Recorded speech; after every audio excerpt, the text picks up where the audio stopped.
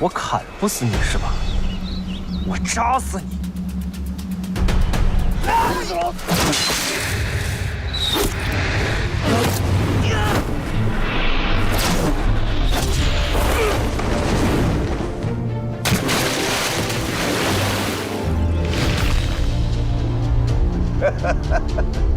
星儿啊，你这个小子来了。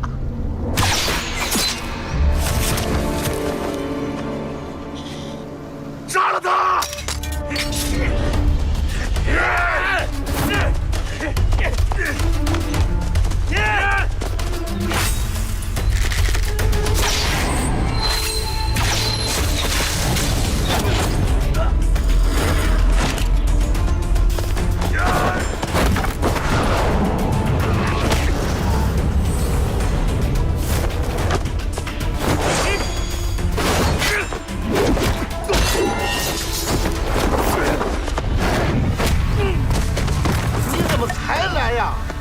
知道老爷刚才差点被……行，子枫啊，来的太及时了，好功夫啊！哎，子枫，我都猫到这儿来了，你怎么找着的我呀？刘大人，皇上派我来召您进宫。老爷，这回躲不过去了。行吧，哎，行。哎，子枫，那你怎么来的？骑马。好，马归我，事儿归你啊。哎。什么意思啊？报官抓人呢，我去见皇上。行儿，走。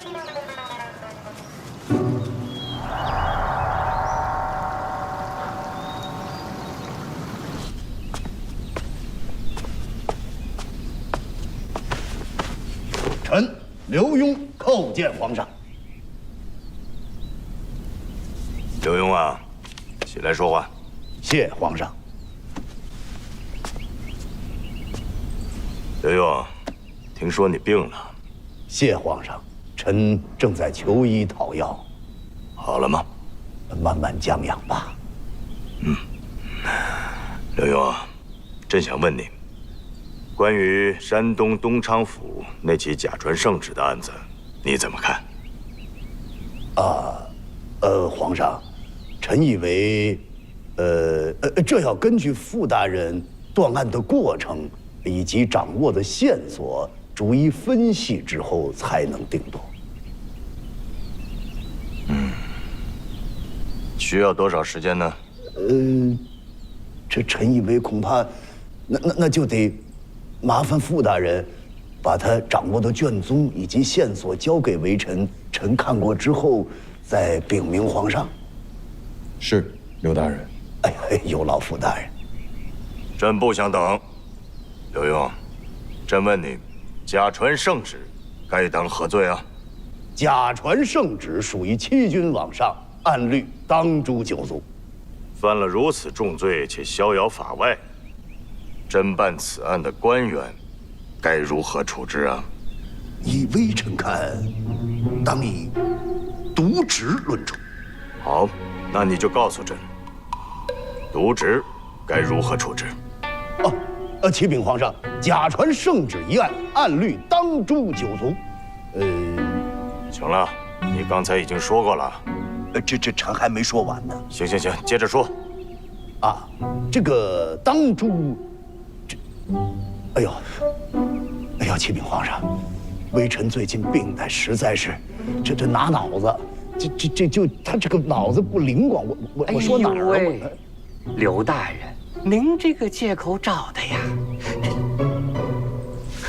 奴才该死，请皇上恕罪。恕你无罪，起来吧。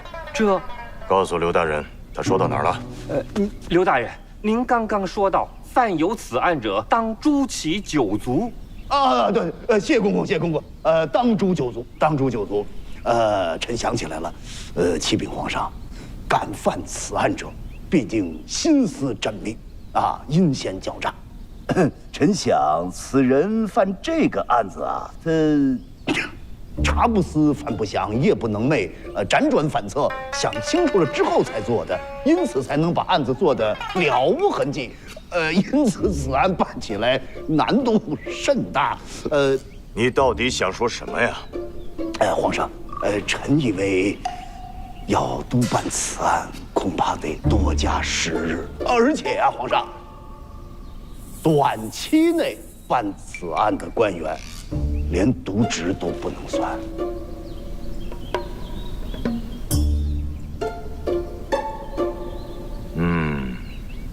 朕明白了。刘墉啊，你这绕来绕去的，是为了给富国泰开罪，是不是？没有，皇上，臣不敢，没有这个意思。你少给我装蒜！我就问你，如果你去侦办此案，需要多长时间呢？启禀皇上，如果微臣督办此案，至少也得1月有余。更何况微臣这个脑袋现在，我这个脑袋呀，他脑袋不好用，拉出去砍了吧。皇上恕罪，皇上息怒。刘墉接旨。臣刘墉接旨。朕命你为钦差大臣，前往山东，会同山东巡抚傅国泰共同侦办此案。期限嘛，20天，明日天亮启程。皇上，20天时间可不够啊！你自己说的呀，你侦办此案只需月余啊。可是皇上只给了20天呢。刘墉啊，朕是让你和傅国泰共同侦办此案，之前他已经用了1个月，现在朕又给了你20天，这加起来将近2个月了。再说，朕还给了你一个帮手，你还不领旨谢恩吗？臣领旨谢恩。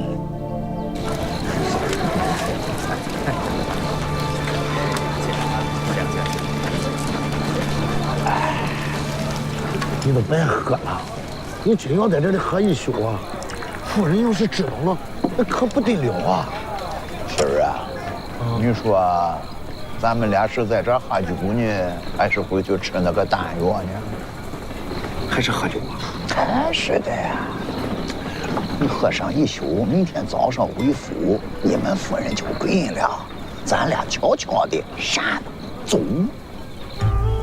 人参2钱，鹿茸2钱，雪莲花3钱，冬虫夏草3钱，龙涎香2钱。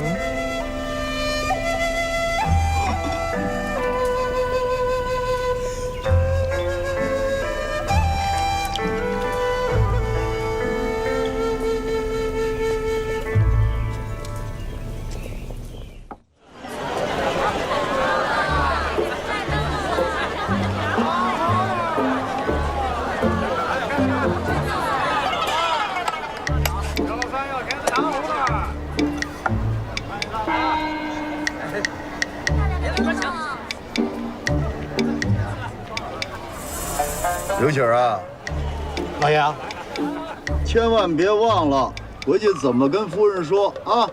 您放心吧，老爷。暹罗国进贡的人参果，《本草纲目》中有记载，药效强劲，滋阴壮阳，绝对能让您生龙活虎。您一颗下了肚，绝对能让您生个大胖小子。对，借你吉言，生个你这样的。您瞧好了。入轿。您就。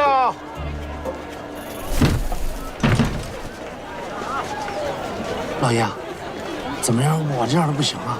哎，行，就你这样就行，别贫了，先去6王爷府。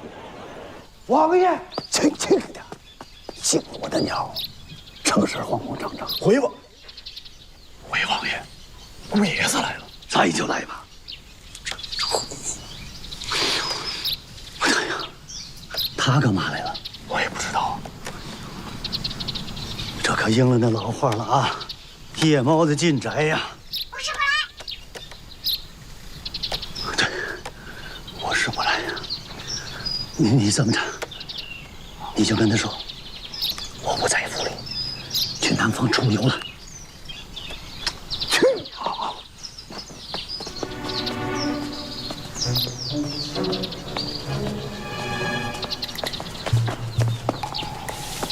哎，刘大人。啊6王爷真的没在府上，啊，没在，真没在。我拎着这么好点匣子来看岳丈大人，他哪儿去了？出游，您把这点心给我就行。那哪成啊？这是给岳丈大人的点匣子，那给你，那不成了肉包子打狗？有去无回。哟，这不是我说的这个。哎呦喂，你会的多呀你啊！哎，我再问问你，你还会什么呀？八仙过海。一个野人头。嘿，船头上跑马。额头无路。灯笼杆子上绑鸡毛。熬大胆子。王爷哪儿去了？悄悄蹲着呢。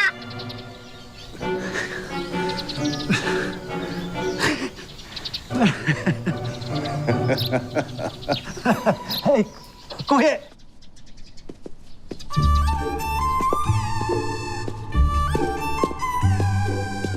你们可真是没用啊！京城就这么大点地方，老一个大活人，你们这么多人都找不着他呀？回哥哥，老爷昨天回来，换上官服就急匆匆出来了，我们怎么都找不到他。那些什么酒馆、客栈，男人爱去的地方都找了，确实都找了。老爷一晚上没回来了。老爷要是有个什么三长两短，你们每一个人谁都别想有好日子过。岳父大人，别提了，皇上把我招到宫里头，让我呀下山东查这案子，怎么办呢？您说，我说要去，格格肯定不让；不去，抗旨不遵，掉脑袋。那到时候您得给小婿戳着呀。我怎么戳着？你说。您现在呀，赶紧差人把格格叫家来，抓这功夫我好走，要不然啊，连走他都不让你走。行嘞，哥哥别着急，刘大人昨天钓完鱼，被皇上召进宫了，不会有事。行了，都散了吧。是夫人。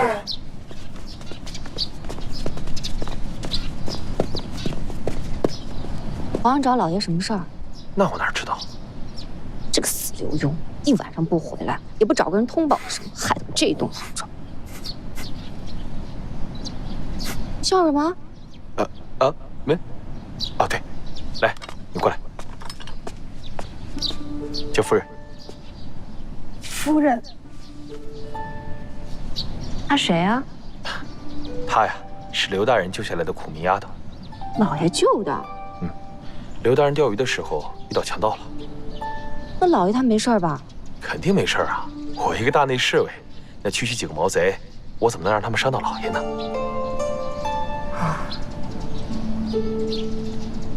你把他带回来干嘛？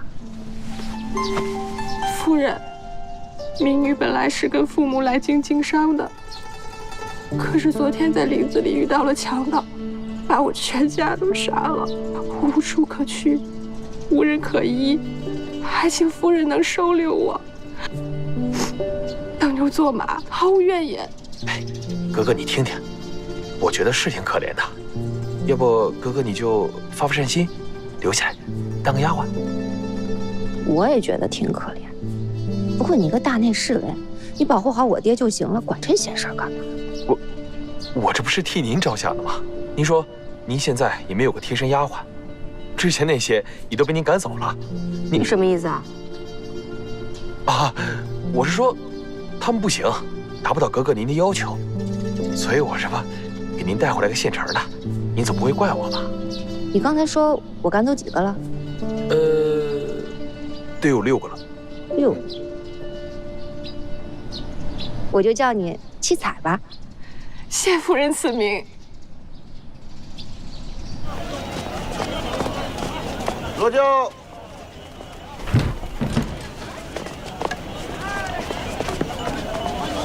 老爷到家了。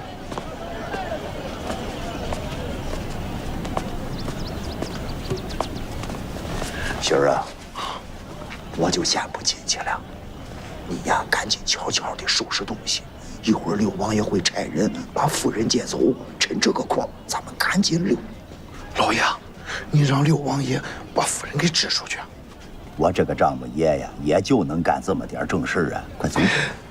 老爷，我一会儿把这个萝卜给夫人留下。什么萝卜？这是现磨的人参果。啊，我把这个暹罗人参果给夫人留下。你这个孩子是不打算回来了？你是要找打呀？你也快着吧。老爷，你放心，悄悄的，我等着你。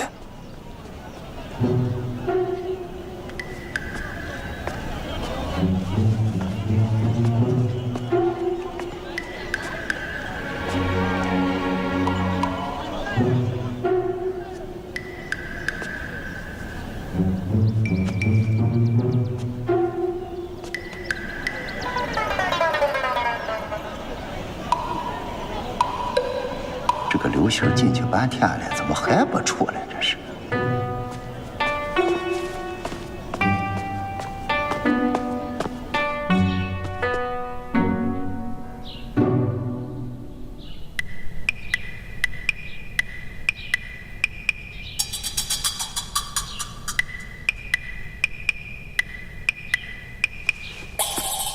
夫人，这么早就起来了？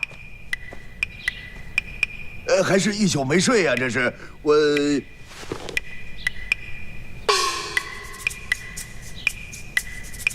一宿没睡着。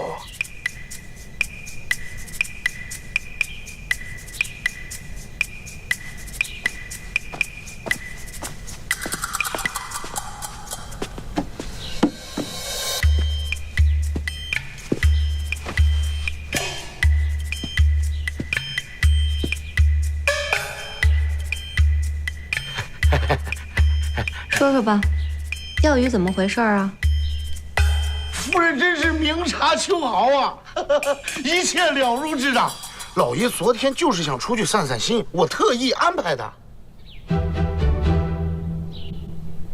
老爷不高兴，不会是刻意躲着我吧？绝对不是啊，老爷觉得呀，夫人您最近嘴淡，想弄点野味儿给夫人您尝尝。那鱼呢？鱼，那个鱼，他睡觉。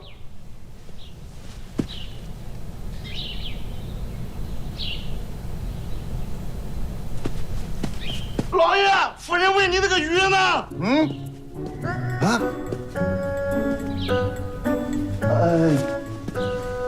夫人，鱼呢？放生了呀。刘强，哎，你怎么跟夫人说的呀？你没告诉夫人，我们钓鱼是假，找药是真啊？夫人，其实我们并不是去钓鱼，我们是去找一种传说中的奇物。奇物？此物大有来头。据书上记载，此物闻一鼻子就能延年益寿，要是啃上一口的话，定能身怀6甲，极有可能是双胎。没错，老爷为了找这个腿都快跑断了。闭嘴！是真的。闭嘴！老爷还真是用心啊。不过像这种事儿啊，下次您就别亲自去了，我打发几个人去就行。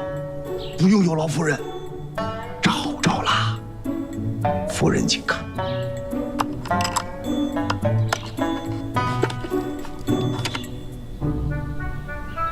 暹罗人参果，跟真的似的。让你起来了吗？我跪着胳肋巴子疼。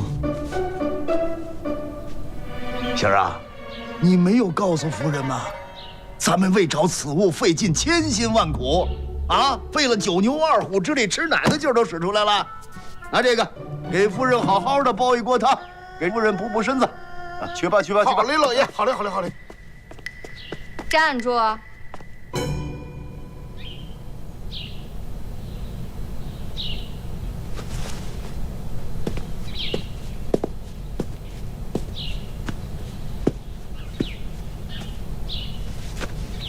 那丫头又是怎么回事啊？啊？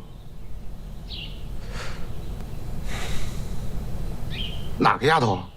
忘了，贺子峰给我带回来的，说你们救下来，现在倒好，送到我这儿来了。夫人，子峰当时在，你不是最信他吗？快快，喜儿去，把子峰叫来，跟夫人说，快！哎！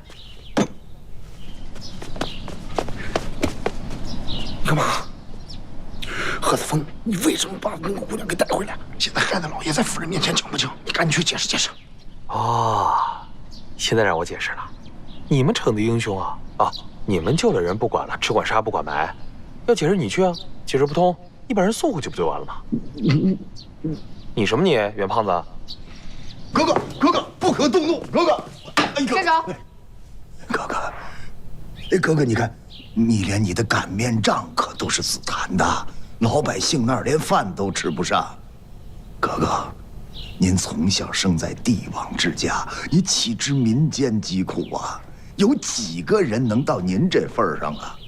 刘墉当这个官儿就要做好，不然别的不说，我都对不起男人二字。行了，天下就你一男的。哥哥说的极是，可是此事总得有人站出来管吧？啊？难道咱们就纵容贪官污吏欺压良善？那样的话，国将不国，国家没了，小家焉复何存呢？哥哥，您不是老想生个孩子吗？您真希望您的孩子生下来在这样一个环境里吗？哥哥，过分了啊！再怎么说，我也是朝廷从一品大员。实话告诉你吧，皇上钦点我赶赴山东督察此案，作为朝廷命官，上不负天恩，下不负黎民，此乃天经地义职责所在，任何人不得阻拦。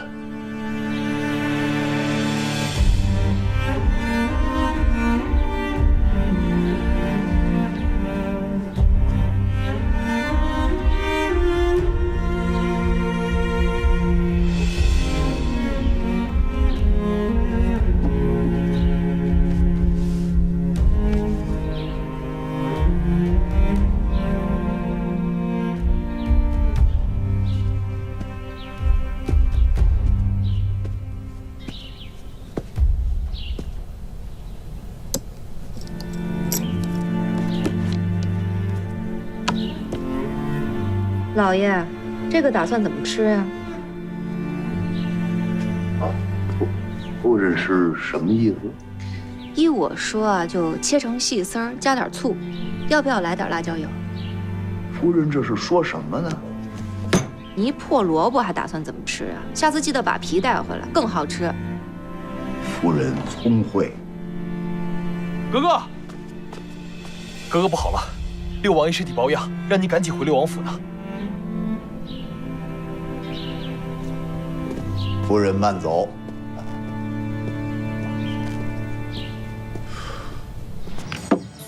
可以了。好的，老爷。少带一些。老爷，这给您带着吧。这是什么？便盆啊，您不就爱用这个吗？紫金的。皇上正在查贪腐，你还给我带着它，嫌我死得不快啊？我把这茬给忘了。溜子，哎，来，老爷，带我走吧，带上我吧。走开，老爷，带我回。老爷，这一走我就没法活了。老爷，你就带我去吧，谁也不如我会伺候人。老爷，带我去。老爷，听说你去山东是吧？山东我说。You have to take me with you. I can't stand to be here all alone. Just wait for you. 都走。老爷何必呢？夫人，交代你的事儿都记住了吗？都记住了，老爷。一定要把历年来山东所有官员送来的礼物一一全部都清点打包放好。老爷放心，一件都不许落。老爷一路顺风。还有你的这些妹妹们，该管管了。是的，老爷。老爷一路平安。来，大爷。二位慢走啊。哎，好嘞。好。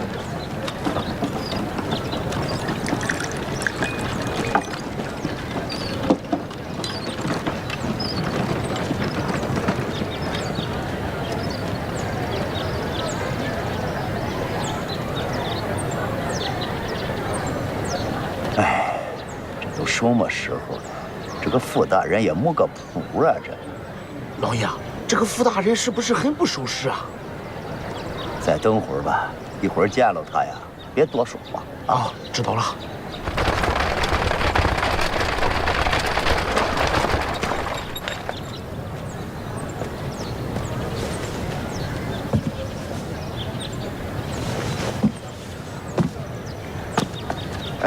实在对不住啊，刘大人，让您久等了。哎，傅大人，这都不叫事，不叫事。二位大人，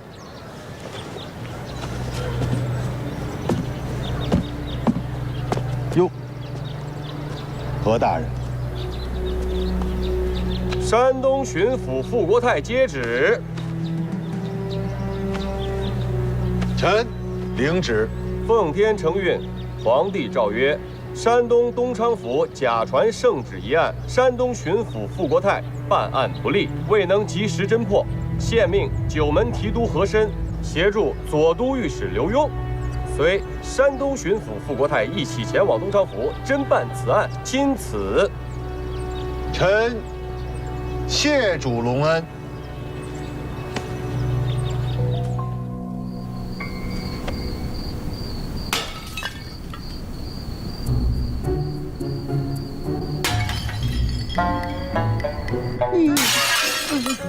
我闺女，你怎么了？心疼了？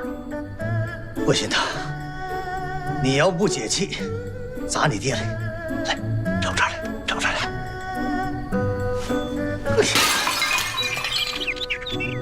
哎呦，闺女祖宗！哎呦，你可别动我这鸟啊！别动我这鸟！祖宗哎，小祖宗儿，那不能动，那是爹的命根子。现在知道害怕了。你跟刘墉合起伙来骗我的时候，你又想什么呢？我们没骗你啊，那是公差皇上的旨意，谁敢不听啊？那他也应该跟我说一声吧，这样就逃走了，这算怎么回事啊？跟他说没那么简单。对，没那么简单。我这就去追他，看他怎么给我个交代。哎呦，这不成！哎呦，这可不成啊！我这估摸着，姑爷现在早就离开了顺天府的地界了。那又怎么了？他就是到山东，我也给他追回来。那哪成啊？朝廷有律法，你爹是王爷，家眷不能离开京城100里之外。要是离开，那就是谋反之罪呀。那这怎么办呀？反正我不管，这事儿没完。你要是想不出办法来，我就把你的鸟给放生了，你信不信？信不信？我信，我信。爹想想，我这么着，我去找皇上，行不行？这还差不多。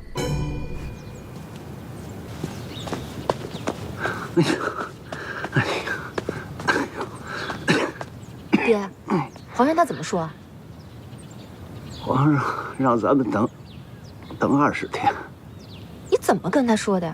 你是不是一见他什么都说不出来了？没有。那你这趟不是白跑了吗？这也没白跑啊，这不有准信儿了吗？这叫准信儿啊！20天，刘墉他什么事做不出来啊？哎，你别急呀，20天，那一晃就过去了。你说的倒简单，我去找皇上。哎，听我说，咱们先走，爹再想办法，行不行？那你可答应我了？那你就明天再去，要是明天不行，你就后天再去求他，直到他答应为止。行。哎，走，咱先回去，行不行？否则我把你的鸟给放生了。我听你的。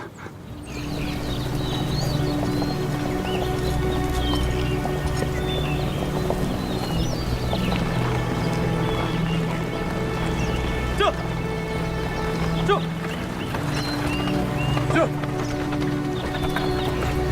应该快到了吧，老爷？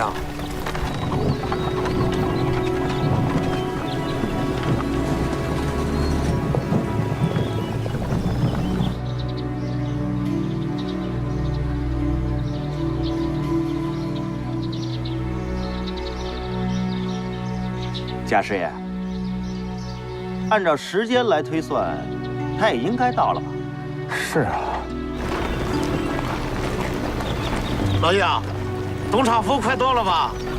我想，咱要是到了东昌府，那肯定那些大小官员都在门口迎接你呢吧？他们会干什么？不就会干个这个？这不劳民伤财吗？谁说不是呢？也好啊，让他们知道老爷来了，干什么小心点。哎呀，有埋伏！老爷！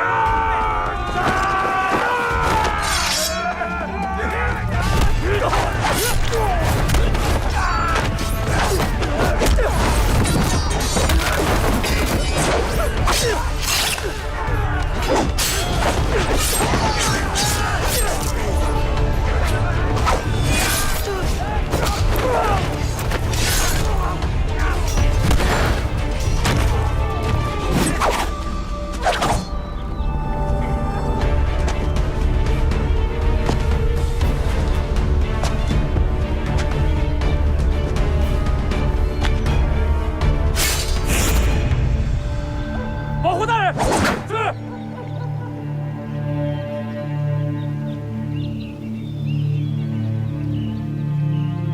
狗官，杀！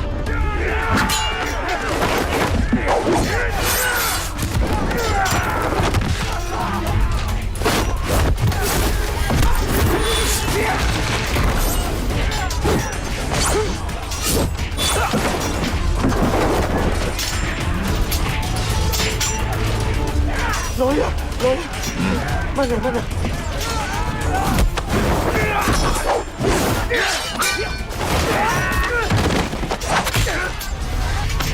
慢点，慢点，小心点，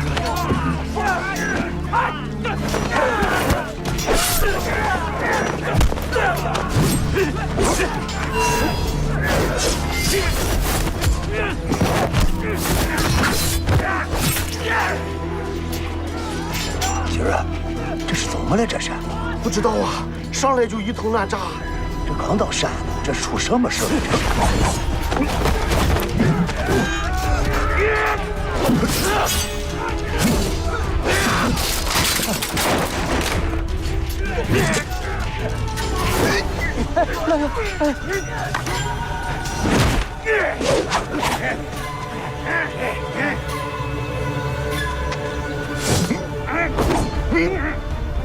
狗官，今天要你狗命！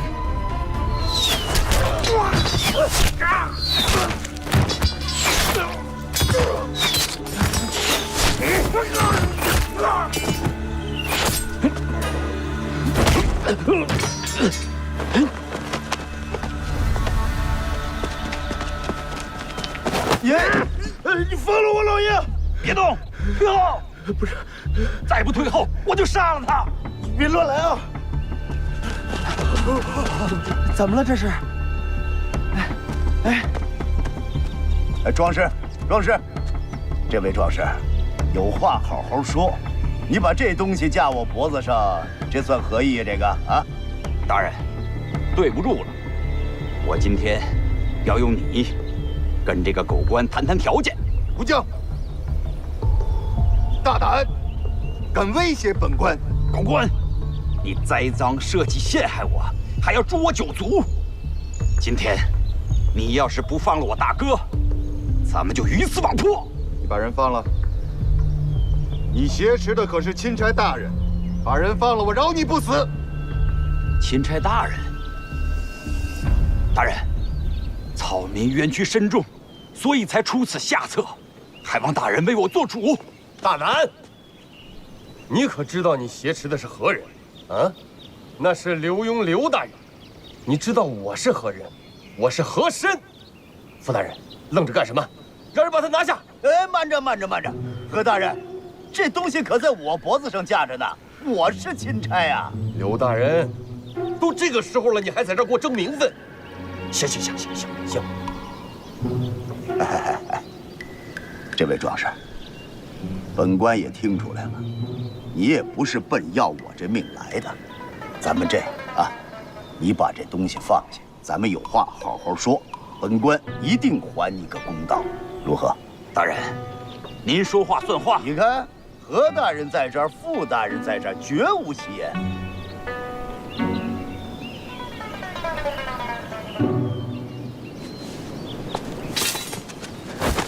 老爷，大人。哎，你叫胡江啊？正是。有何冤屈？说吧。回大人，小民胡江与家兄胡海乃是齐君山那一带的响马。1个月前，傅国泰派兵围剿，将我大哥抓获，含恨入狱。哎，你等会儿，你可刚才自己承认了你是响马。你既然是响马，人家府台大人抓你，你何怨之有啊？大人，您有所不知啊，纵使我2人身为响马，那也是匪贼之罪。可这傅国泰，给我兄长安的却是假传圣旨，诛灭9族的罪。福将，你的意思是本府还冤枉你了？难道你没冤枉我2人？蒲海虽未招供，但本官手里有真凭实据，你休要抵赖。敢问大人，你有何真凭实据？好了，2位大人，我看这样吧，此地呢也不是审案子的地方，咱们把他先押回去，慢慢审。大人，只要你能保住草民9族性命，草民愿听大人发落。那好，押起来。走。走。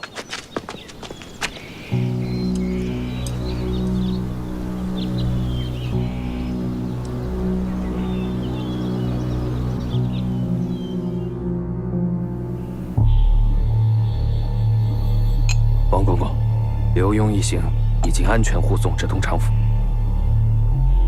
那个响马胡将，不能再让他开口。属下遵命。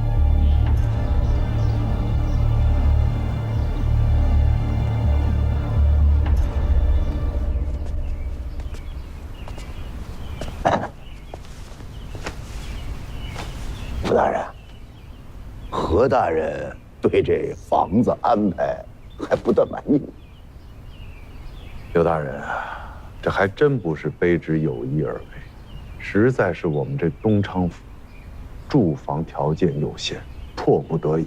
好事啊，傅大人，这只能说明您上任以来清正廉洁、勤俭节约，这是好事儿。哎呀，刘大人说笑了。哎，傅大人，这个贾御史一案，您查出点线索没有？有。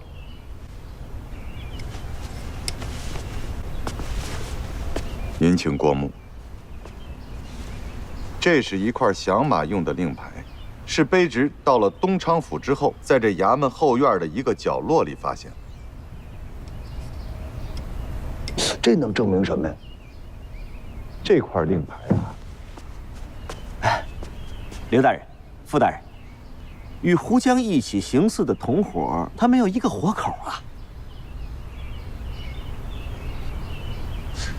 这是何人将钢刺打得如此之准啊？哎，傅大人，这只能说明您呐深得民心，有人暗中相助啊。刘大人过奖。啊，你来的正好，你将贾御史查抄东昌府一案，跟刘大人说说。是，请跟我来，2位大人。刘大人，当时那个贾御史严秉正啊，就是在这儿颁的这个圣旨，查东昌知府蔡永昌贪赃枉法。后来呢，我们就带着很多衙役把这个东昌府全部给包围了，可谓滴水不漏。抓到这个蔡永昌之后，问他这个赃银跟赃物的去向，他是死活都不说。可是没想到，后来他说漏嘴了。这蔡永昌说了句什么话呀？就让这贾御史看出问题来了。对，他说了一句什么“我蔡某人是金钱如粪土”，结果把自己给卖了。那贾御史啊，当即就从府衙的茅厕里、后花园的枯井里，还有公堂的牌匾后边，搜出数不尽的金银财宝、古玩字画。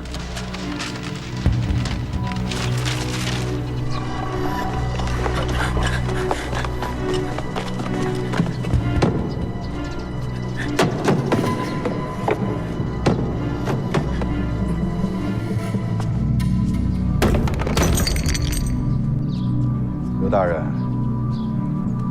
此案看似合情合理，但却是过于牵强。您想想，单凭蔡永昌一句“钱财如粪土”，他就能抢到茅厕，那这个贾玉石也并非常人。那万一要是个巧合呢？就算是巧合，那其他藏匿赃物的地方，他又是如何得知呢？二位大人，如果没有别的事儿，卑职先告退了。你去吧。是。我明白了，傅大人，您的意思是说呀，这个贾御史啊，在查抄蔡永昌赃款赃物之前，他就知道这些东西的去向，此举的目的无非就是在糊弄大伙儿。正是如此。那他跟这块令牌又有什么关系？胡家兄弟这匹响马盘踞东昌多年，我曾派兵前去围剿，但每一次，他们都能提前得到风声，继而逃之夭夭。所以卑职斗胆猜测啊，这东昌府内肯定是有人与他们暗中勾结，甚至我都敢说，东昌府知府蔡永昌就是胡家兄弟的保护伞。您的意思是说，这蔡永昌啊，跟胡家兄弟这就是唱了出双簧？没错。什么目的呢？卑职认为，蔡永昌是想全身而退。在此案事发半个月之前，卑职便已得到对蔡永昌贪赃枉法的匿名举报，并同时进行调查。而且已经基本掌握了蔡永昌犯罪的证据。您这么一说就合情合理了。哎，傅大人，您在查缴胡家兄弟剿匪的时候，可曾发现蔡永昌啊，或者说那些赃款赃物啊？未曾查到，不过这也并不奇怪。山中响马一向都是狡兔三窟，这也正是我要通缉这些漏网之鱼的原因。因为我相信，这个胡江肯定知道蔡永昌赃物赃银的去向。那他为什么胡江还要拦路喊冤，自投罗网？这是什么目的？这个刘大人，您有所不知，这个蔡永昌生性多疑，且行事谨慎。胡海被抓入狱之后，他一定是收买，甚至是威胁胡江前来喊冤。一是来打探胡海的消息，二是来干扰大人您的判案思路。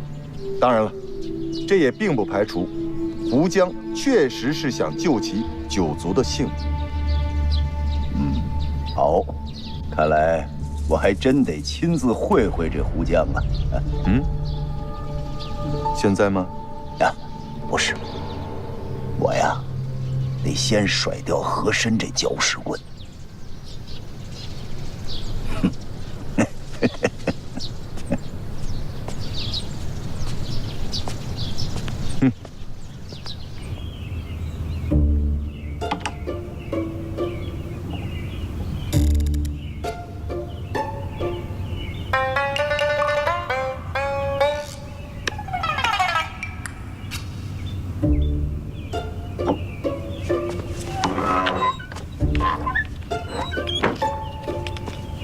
老爷，他们好像喝上了。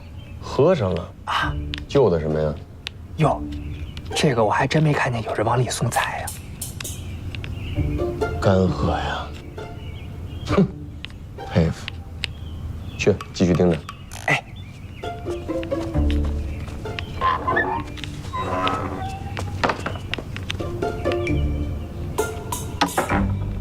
山不在高，有仙则名；水不在深，有龙则灵。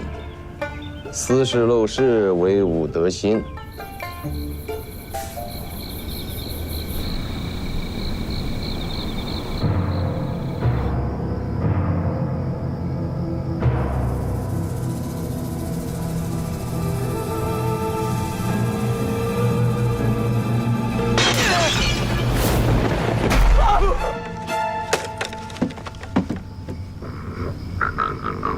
破地方，破地方，破地方！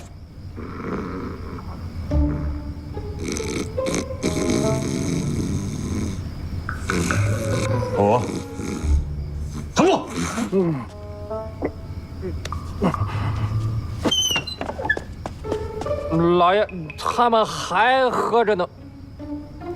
这么大的事儿，张嘴敢胡说，你敢跟我说他们还在喝着？傅大人，傅大人，傅大人，快打杯水来！哎。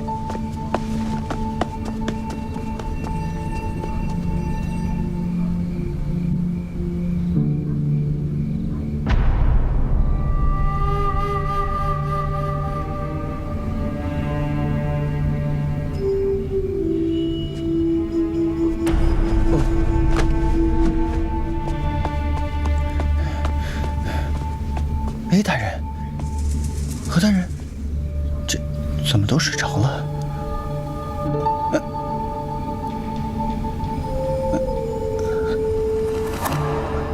大人，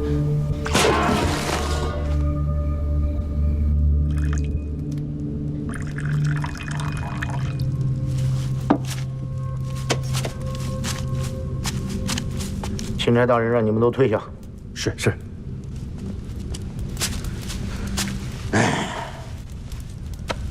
这位壮士，我今儿啊敬你一杯，啊！哎，我就这么一直举着呀，是怎么着？哎，哎，好，你这倒痛快，我这还没喝呢。行，早喝也是喝，晚喝也是喝啊。酒还不错。傅壮士。人非圣贤，孰能无过？对不对？我相信你们哥俩呀，落草为寇也是万般无奈，迫不得已。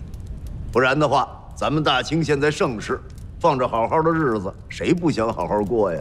我说对不对？是啊，我们兄弟二人也是被逼得走投无路，所以才落草为寇。可是话又说回来了。毕竟是落草为寇，为祸一方，这个罪过死罪难免。但是你放心，我会想尽办法保你九族的性命。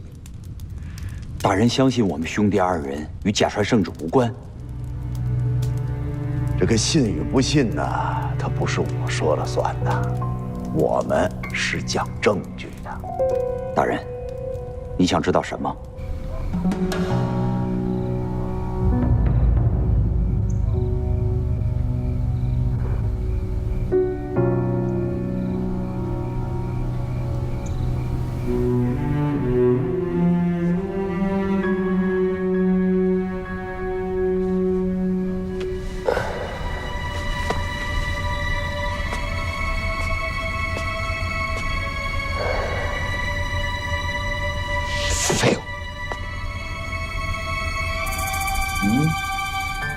何大人，傅大人，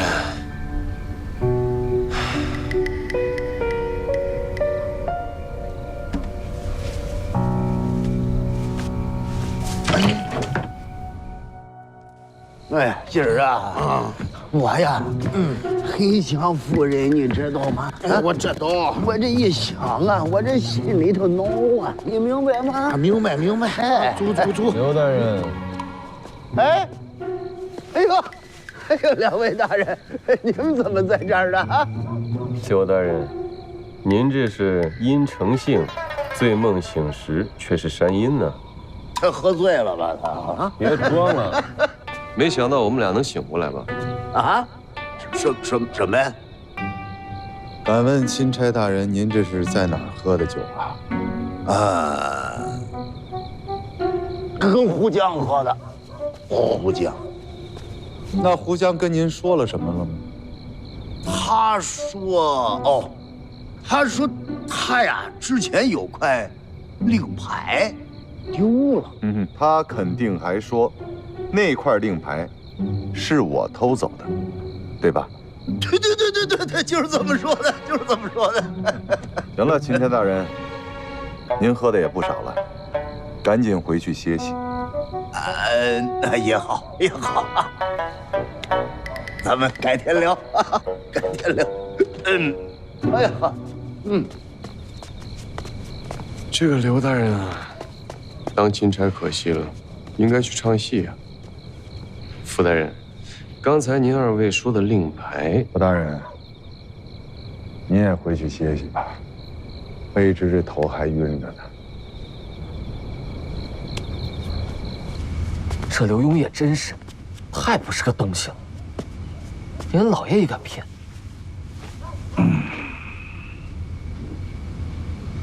这个刘墉，我真是服了他。不过也合乎情理，他应该早就看出来我与胡江兄弟有私仇，所以才故意避开我。就是他用这个手段。哼，哎，这倒也符合他的做事风格。刘墉啊，刘墉，你真是以小人之心夺我君子之腹啊！来，干！来。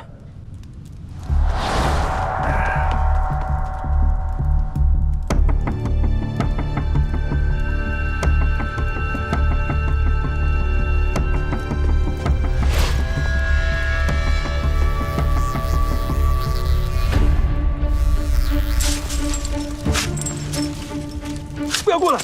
你们是谁呀？不要过来！不要过来！不要过来！求你们不要过来！不要过来！不要过来！不要过来！求你们不要过来！呀！怎么了？什么情况？发病了？不知道。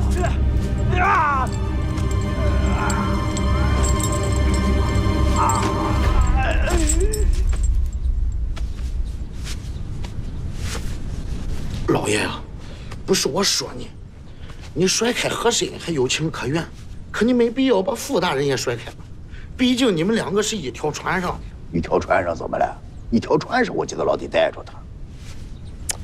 哎呀，老爷呀，不带的也成，可你没必要用迷香把傅大人迷晕嘛。再怎么说，人家也是山东巡抚啊。巡抚怎么了？和珅还是九门提督呢。老爷，你到底为什么要甩开傅大人呀？你不是说一出京城，你那个脑袋就灵吗？仔细想。老爷，咱刚一到山东，我这脑子又生锈了。我知道老爷您是有大智慧的人，还望老爷多多指教。我甩开傅国泰呀，我是看他看胡江那个眼神。眼神？傅大人眼神不好，走不了夜路。这，你没看见他看胡江那个眼神吗？一进东昌府我就发现了，很阴险呀。阴险？哎，老爷，你是说傅国泰想阴胡江？哎，这就是个瞎猜嘛。所以啊，我审他的时候，我把傅国泰我给甩开了。这一甩对了，还真审出事来了。这俩人啊有仇还不消。那傅国泰就是公报私仇了？也不能说没有啊。但是你要说傅国泰，他为了扳倒蔡永昌，做了这么个假传圣旨的案子，这我就不信了，他没有那么笨呀。我也是这么觉得。我听人家胡江说的挺有道理的，毕竟是傅国泰先偷了人家胡江的令牌，然后才发生了假传圣旨。你糊涂啊，心儿啊！傅国泰能公报私仇，那胡江就不能倒打一耙吗？哎呀，老爷，那他这耙子打的也不准啊！人家傅国泰早就知道他会这么说了。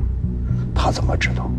老爷，你忘了咱们刚刚回来的时候，傅国泰跟你说的什么？对呀，傅国泰怎么会知道胡江要说什么呢？难道说这块牌子还真是他偷的？呀，老爷，案子破了，这假传圣旨的主使人就是……难道说真是傅国泰为了扳倒京城的某个大人物，铤而走险？那一个毛贼怎么会知道这么多？小人，通知傅大人，提审胡江。好嘞。钦差大人，胡江死了。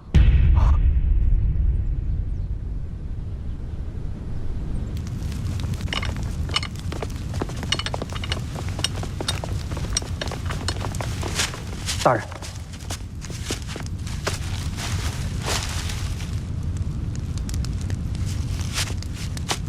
刘大人，胡海也死了，没有新伤，是旧伤感染，没顶住。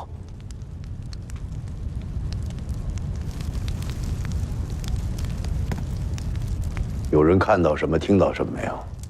回大人，胡江死之前仿佛发疯一样，喊了很多胡话。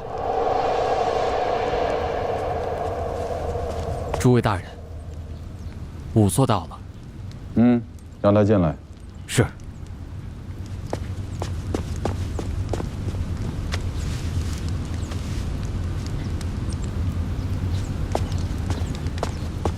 都别乱动。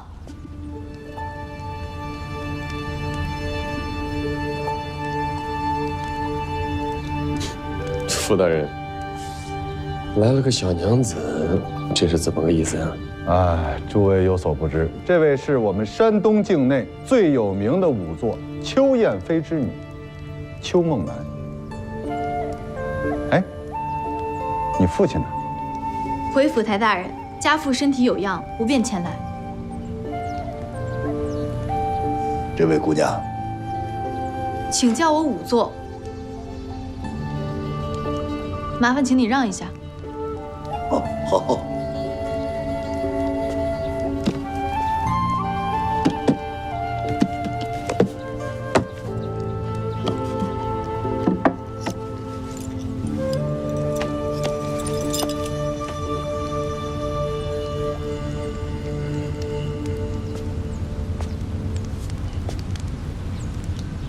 此等案件最好在案发地对尸体进行尸检。如今尸体转移至尸房，太多的线索和证据都给弄丢了。这点道理，几位大人怎么能有所不知呢？邱梦楠，哎，傅大人，这个邱仵作说的是对的，这个确实是我等大意了。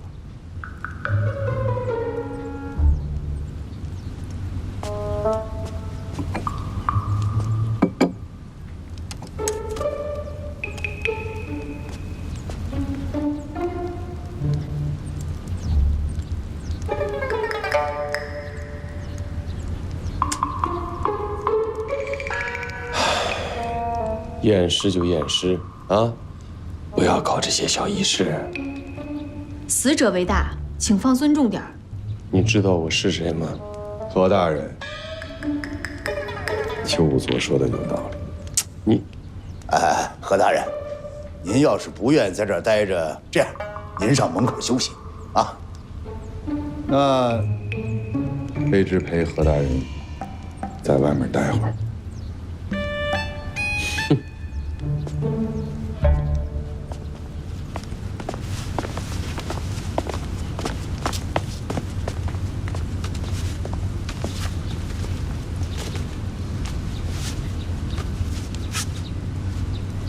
这位大人，麻烦您帮我记录一下。我？正是。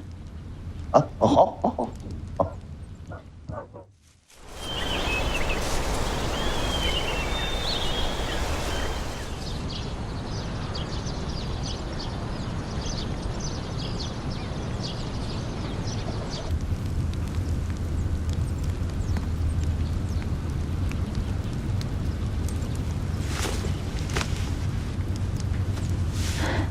填写死者无中毒迹象。大人，大人，大人，好，写完了吗？前面的都写完了。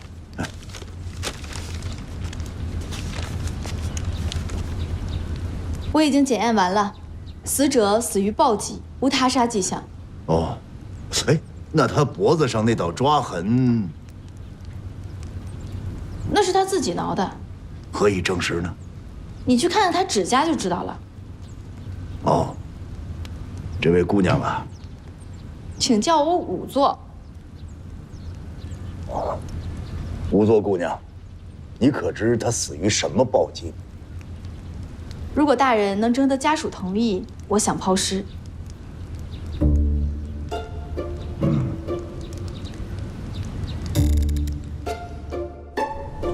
老爷，你为什么不让他抛尸呢？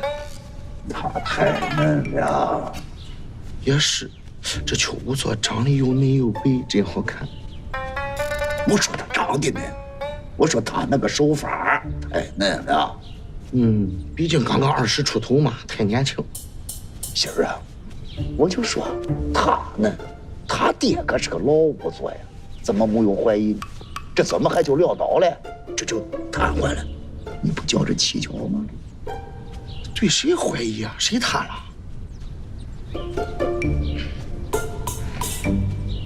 哎，老爷，你觉得这个胡江到底是怎么死的呀？不是说病死的吗？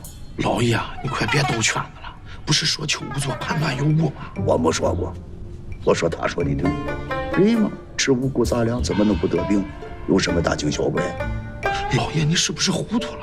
你想想啊，胡江刚跟你说完富国台的事，他就病死了，你不觉得哪里不对劲吗？心儿啊，你觉着哪儿不对劲儿？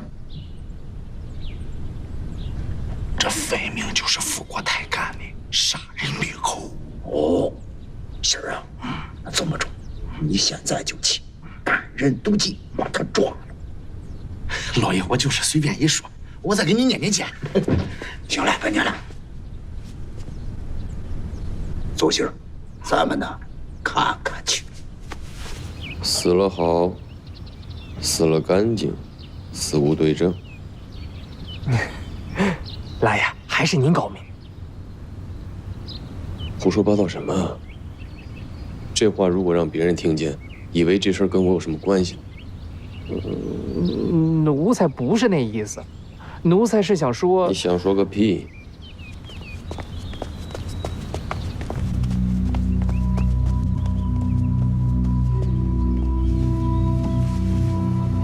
老爷，咱上这里干什么？刘大人，干嘛呢？您这是？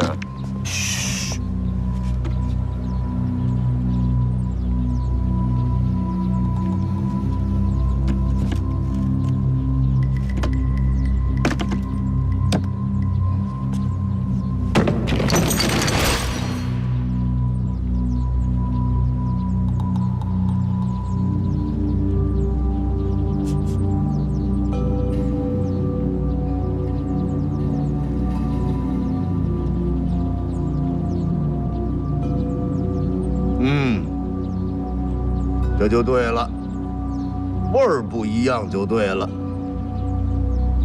您说什么呢？什么对不对的？何大人，何底泥呀？何底泥？何底泥。本来我呀是想通过这个方式判定一下这胡氏兄弟是不是真凶，因为这哥俩是土匪，常年生活在齐群山上。那么他脚下或是哪儿要是有土的话，它也是山土。但据我观察，这撮土不是山土，它是河底泥，还夹杂着不少水草呢。那刘大人，您的意思是？咱们得查清贾御史严秉正从哪儿来的呀。刘大人，这个河底泥您是在哪儿发现的？就在装赃银的那个箱子底下呀。刘大人，您到底想说什么？先查清河底泥的来源。这个河底泥和山中土真的味道不一样吗？不一样。它这个山中的土啊，它常年暴露在户外，日晒雨淋，它有一股土腥味儿。因为山上林高日照，它有潮气。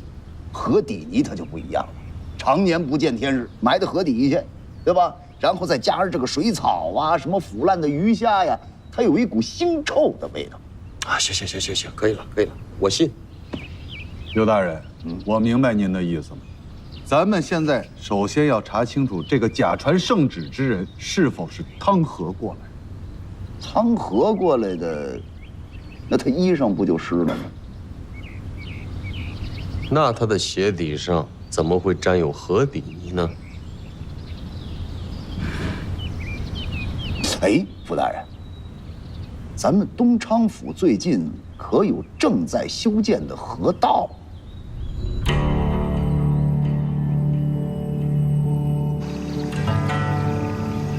刘大人，这就是东昌府正在修建的河道，后来因为经费问题，停工了数月。傅大人，刘大人要找的是正在施工的河道，这都停工数月了，找着了有什么用啊？何大人有所不知，东昌府境内只有这一条河道，那不还是等于没有吗？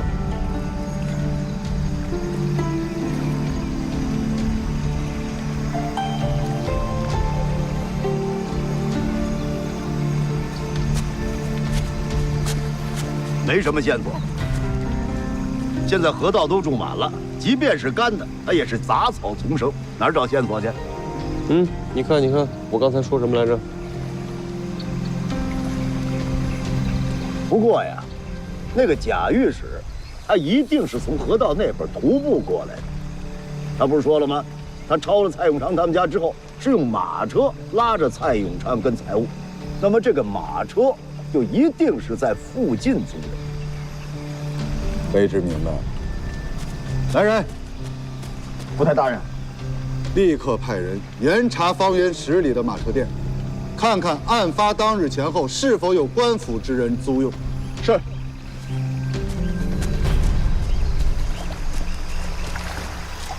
吴妈，您先忙吧。好，那我先去做饭。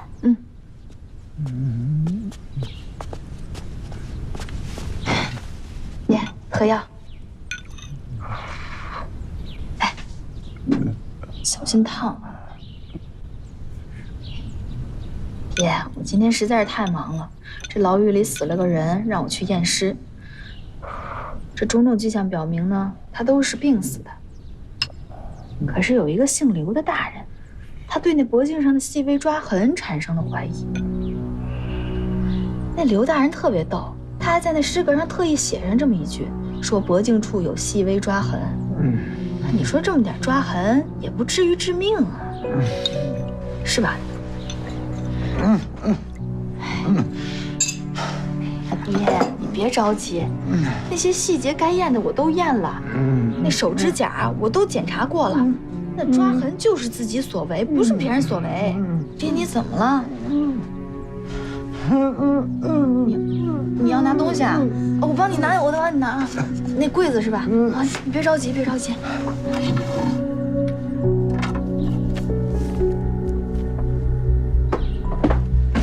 爹，你是让我给你拿这个吗？这仵作手册。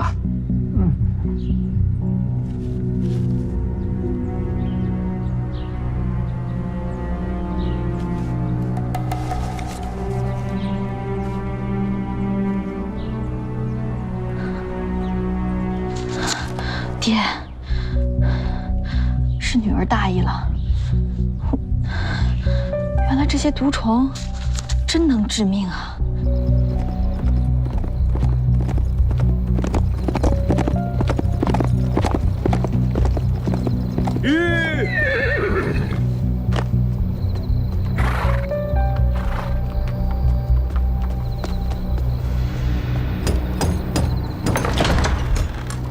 尚德马庄，是的，大人。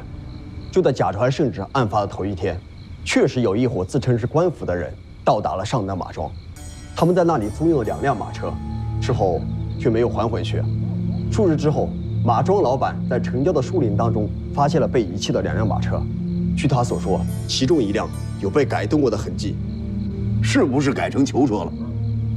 大人恕罪，这个卑职尚未查清。甭查了，肯定是。吴大人，这就对了。您想啊，他是从河道那边来的，他还得回到河堤那边去呀。这河道上不能通车，他得找条道，不是？来，你告诉我，这马车的位置在哪儿啊？大概在这地方。没错。附近有桥吗？的确有一座小桥，但是根本就无法通过马车。更对了，这就是他为什么在这儿卸车的原因。您想啊，他带着那么多金银财宝，他得换个小车他才能走啊。甭问，这还得有人接呢。您看这地图啊，周边20里荒无人烟，你说这财宝他藏哪儿？除非藏山里，否则他得找个地方落脚。奔哪儿呢？周边5个村镇，哪个？这都得2个时辰以上吧？啊，最近的吉阳镇。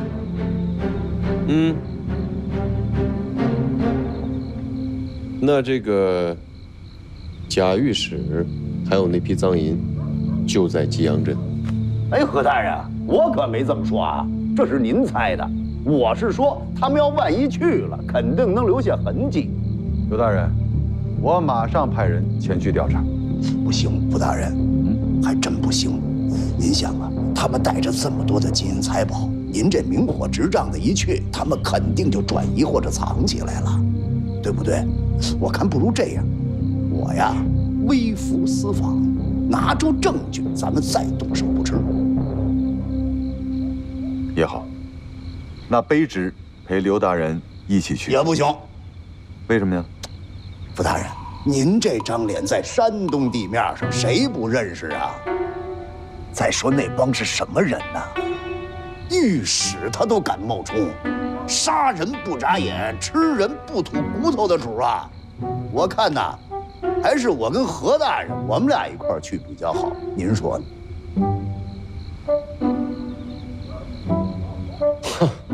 我就不去了。刘大人微服私访，这东厂府总要留一个人坐镇的嘛。你看我这脑子，我给忘了。人家何大人是来协助我断案子的，你东厂府不得有个人留守吗？对不对？说的对。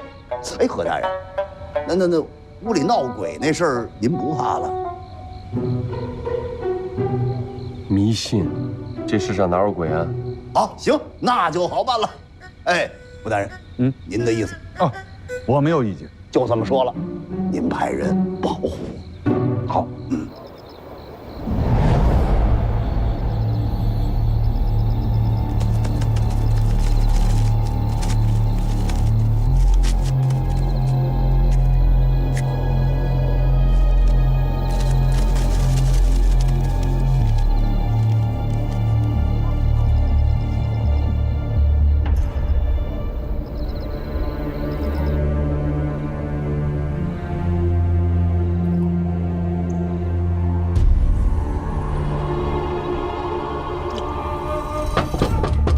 谁呀？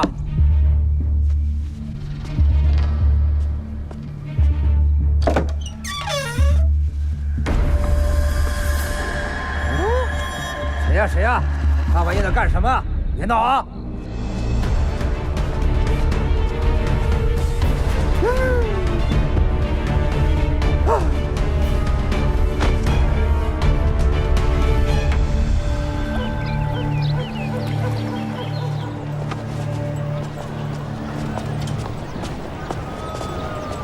儿啊，哎，老爷，哎呀，都准备好了呀？准备好了呀。走仨时辰，你这个身子骨行吗？老爷，你别看我胖，我体力好着呢。哎，我让傅国泰找接人跟着咱们，人呢？这不是？哎，老爷，你看什么气呀？这个傅国泰很过分呀！我跟他说，让找点人保护咱们，就找来这么2个东西。老爷，你不是说的要目标小点吗？怎么你害怕了？老爷能不怕吗？老爷又不是神仙。哦，对，怕也正常。不过老爷你放心，人家傅大人可是在暗中安排了许多高手，这2个就是明面上的。再说了，咱就是个微服私访，只要不透露咱们的身份，就没什么问题。不光这个，咱们干什么去？是办案子。就带着你，就带着这么2个东西，这能干什么？再说这有意思吗？我明白了，老爷，我再去给你找个女的。不是办法啊，找谁呀？可是我上哪给你找啊？你脑子想了，应该带着谁呀？钦差大人，邱仵作，哎，你怎么知道我是钦差呀？刘大人，您威名远扬，谁人不知啊？上次多有得罪，请您多多包涵。没事没事，不知者不怪啊。刘大人，我上次验尸犯了点错误，所以特意想跟您来当面解释一下。我能跟您一同去吗？哎，你别说邱仵作，我这刚才呀还说想带上个帮手一块儿去，是吧？真的。但是呢，有2句话得先说清楚。第一，孟南姑娘，你今年多大岁数？回大人，我今年21岁。岁数挺好，正是学习的时候。第二，可曾许配人家啊？啊，孟南姑娘别误会啊，我是说咱们这行里风里来雨里去，如果许配了人家，恐怕是多有不便。回大人，孟南未曾婚配。那就好，那我们就一块儿去，有什么事儿路上说啊。好的，大人。走吧，走，你们过来，走。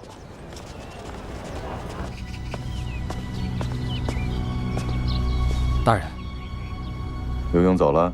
走了。邱梦楠也跟着他去了。他跟去干什么呀？那小子就不知道了。和珅呢？还没起来呢。不能再说任何事了。你多派人在暗中保护，以免再出意外。是。那天是我自己查验太不仔细了。不仔细不怕，咱们再查啊，知道查出来，吃一堑长一智啊。大人，我已经都查过了。什么时候啊？昨儿晚上。然后我就将胡江的尸体给搬了回来。人家能让你搬尸体？那看尸人吓晕了。失敬失敬。姑娘，就这半夜3更的，你一个小丫头自己进尸房挪尸首啊？那尸检报告的结果已经交了，我怕没机会再验尸了，所以还望大人恕罪。啊，挺好挺好。那既然又检查了一遍，有什么新的发现没有？有，大人，你写的那道抓痕的确是胡江所为，而且经我仔细检验，发现上面还有一道毒虫叮咬的痕迹。而且这可不是一般的毒虫，这毒虫的毒液进入人体后便会置人于死地，事后还根本都查验不出来。什么虫子呀？这是？那你怎么知道的呀？家父曾经历过类似的案子，所以他有过记载。啊，他怎么记载的？记载内容倒没什么，画过类似毒虫的草图。反正我觉得胡江的死肯定跟这毒虫有关。这种虫子它叫什么名呢？没名字。那你把你父亲那个记载给我看看。忘带了。你这么重要的事，你怎么能忘了？姑娘，这很重要。对不起，对不起，大人。没事没事，挺好的，可以了，可以了啊。行了，这到了吉阳镇了，跟他们说，都管住嘴啊。好嘞，都管住嘴啊！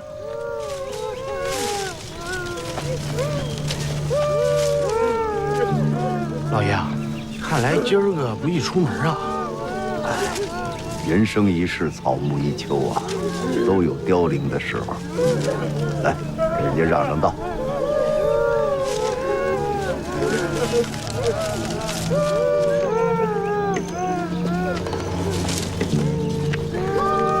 刘谦啊，别让了，你让他们站住，快站！哎，站住！你们是干什么的呀？没看见我们这儿出殡的吗？敢问，死者是何人呢？是我父亲。你父亲？你亲爹呀？当然是亲爹了。不是，你这人怎么在这儿胡搅蛮缠呀？赶紧滚蛋！逆子！你骗得了别人，可骗不了我。要叫我说，你父亲根本就没死。你听听你刚才嚎丧那个动静，你那哭声就不对。什么不对啊？你说的这儿胡言乱语。是我胡言乱语吗？这古人云呐，夫人之所以亲人者，有疾则忧，临死即惧，既死则哀。你听听，你哀吗？我没听出你哀来，我就听出害怕来了。要叫我说，该不是你这个大逆不道的子孙把你亲爹塞棺材里要活埋吧你？哎，乡亲们，你们千万别听此疯人在这儿风言风语，他是就是玷污你。敢不敢把棺材打开，让大伙儿都看看？胡闹！家父尸骨未寒，岂能容你在此放肆？那就是不敢呐。这位乡亲们，想不想做个见证啊？啊，看看我说的对是不对？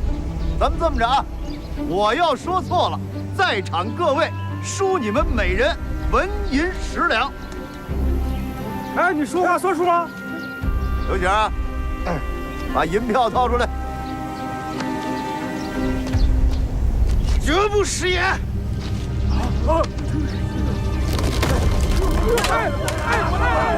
乡亲们，乡亲们，这侮辱你家父呀！别！他今天要是说错了，乡亲们，不但要他银子，还要打死他。老爷，这回弄不好咱们就要被打死，这次是不是玩大了呀？什么玩大了呀？老爷打赌什么时候输过？再说我也舍不得那张银票。是啊，咱是想来账，但是您这有没有谱啊？有谱，那棺材的重量不对。大人是认为抬棺受力有问题。又和上次一样。你听听人家邱姑娘怎么说的啊？我断定啊，她那棺材里装的就不是人。哎，那您都稳操胜券了，还愁什么呀？我是愁啊！你看看这帮人，见着俩钱儿那个德行。哎，静儿，你跟我说，咱这旁边是跟着卫队呢，是吧？对，跟着呢。那就好了。哎，这仗就好赖了。哎。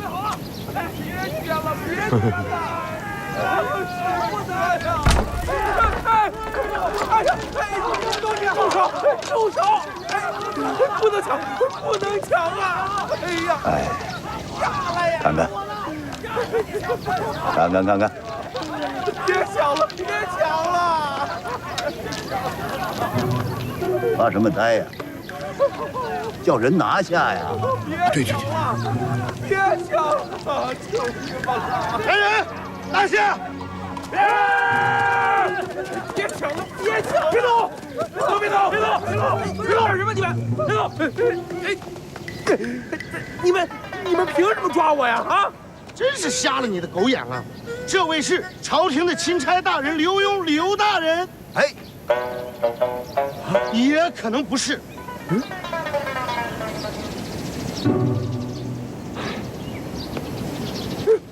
钦差大人，钦差大人饶命啊！钦差大人，这我什么都不知道，这事儿也是他们雇我这么干的。谁雇的你啊？是哦，他们现在还都在我家呢，进镇子左手边第一家。刘显，留几个人在这看着，其他人跟我走。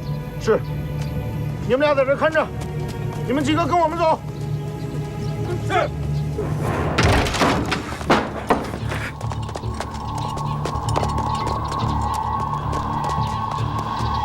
大人，你们发现一具死尸。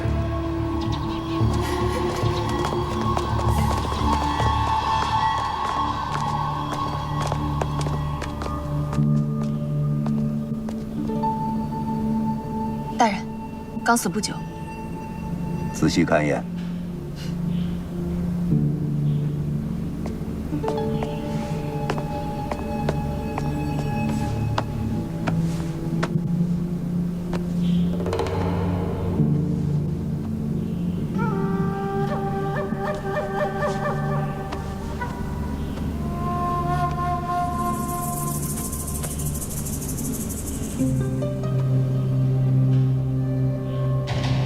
大人，尸体的死亡迹象跟胡江同出一辙，而且脖颈处也有一个毒虫叮咬的痕迹。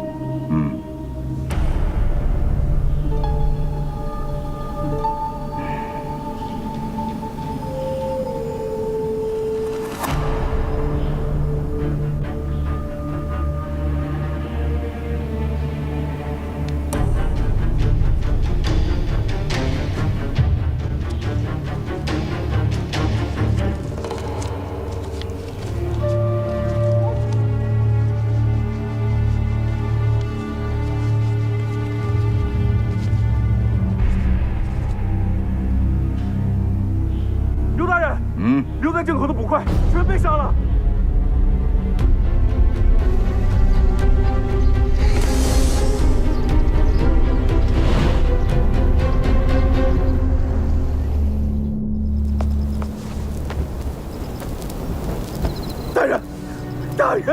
大人饶命啊！我们看见那几位捕快像疯了一样大喊大叫，躺在地上抽搐着。当时我们都吓懵了，都怪我们财迷心窍，趁机拿了那些银两就跑掉了，其他真的一无所知啊，大人。刘大人，这些抢夺银两的村民该如何处置啊？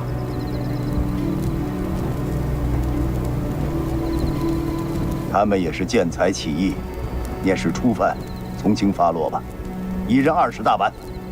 是。大人，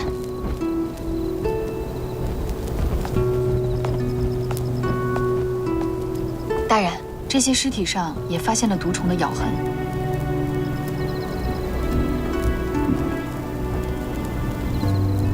这会儿你父亲要在就好了。对不起啊，大人，我要带着那手册就好了。没事儿。明天啊，把屋里那具尸体，以及所有这些尸体一并带回东昌府验明正身。你们县官呢？回大人，他正在赶来的路上。胡闹！小小吉阳镇，1天之内8条人命，他还在赶来的路上。回大人，这个确实是小人的失职。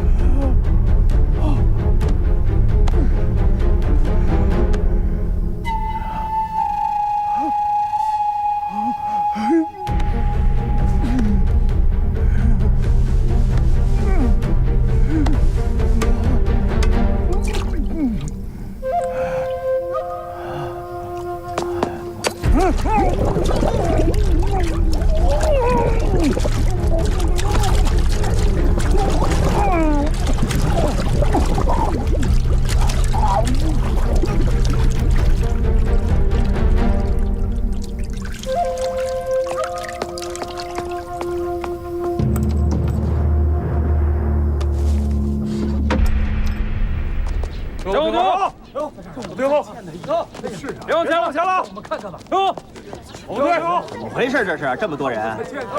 同志大人，邱仵作人缘太好了，乡亲们知道情况，都想来送他最后一程，所以让他们赶紧散了，保护好现场。哎，好嘞。大哈叔啊，六舅老爷，行了，全回点，乡亲们，回去吧。怎么样？您查出点什么结果没有？验了，那个谁，把诗歌拿过来。不用，您直接告诉我就行了。邱先生是死于意外，溺水身亡。溺水？对，溺水身亡。就这小鱼缸，整件事吗？吴妈，是这样的，昨晚我孩子生病，我急着回去送药，临走的时候我忘了给邱先生倒杯水放在旁边。因此，邱先生口渴难耐，不得已去水缸寻求水源。只有水缸的水，才可解燃眉之急。岂料，一不小心掉入水缸之中，头部进水身亡。您分析的呀，是真有道理。哎呀，快，扶我六舅老爷赶紧去休息。快！对了，来人，你带着他去路份口供。哎，快去吧。贾大人，怎么样？我六舅老爷宝刀未老吧？啊，嘿。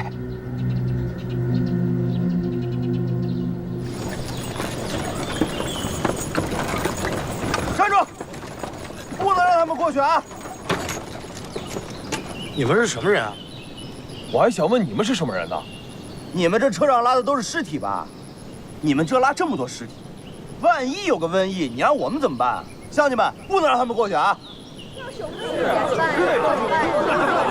各位乡亲们，行，有劳啊！这车上拉的呀是尸体不假，但是呢，这些人绝非是病死。好，告诉各位啊，这些尸体啊跟咱们东昌府一个案子有关系。现在拉他们进城呢，是要到府衙去验尸，其他的不方便说了，还望各位乡亲们行个方便啊！那可不行，你说不是病死，你把布扯开让我们看看先。对，让我们看看。这位小哥，这还真不能答应。不是你谁啊？在下呀，像我，你别在这胡搅蛮缠。大人，这人我认识。有什么事儿一会儿再说，你们先走开。小邱姑娘，东昌府衙办案，事关重大，能不能让开呀？小邱姑娘，你赶紧回去看看吧，你家出大事了。别在这胡说了。孟楠，吴妈，您怎么来了？你可回来了，快回家去看看吧。邱先生他怎么了？他昨天晚上走了。孟楠。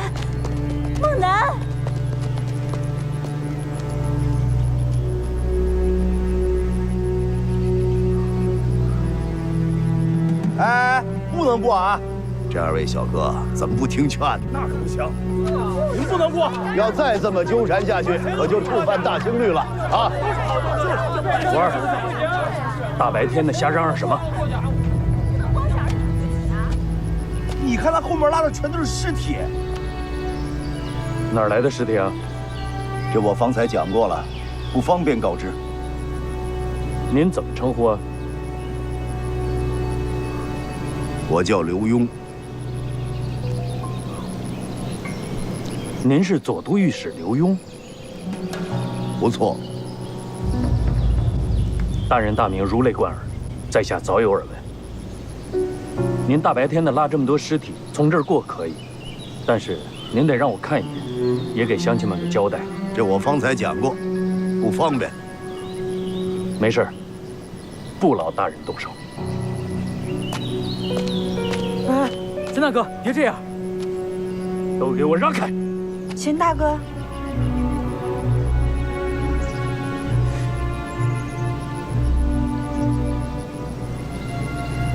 行了，再说一遍，这些尸体绝非是病死的，啊，而且都是咱们东昌府的乡亲们，于情于法，大家都该行个方便，让我们过去吧。秦大哥，这五子不懂事儿，你也跟着瞎胡闹。这大白天的，这么多人呢。你们两个跟我回家。不，姐，他们后边都是尸体。今天要是不跟我回去，以后就别再认我这个姐了。不，哎，要不就算了。走不走？快走！走吧。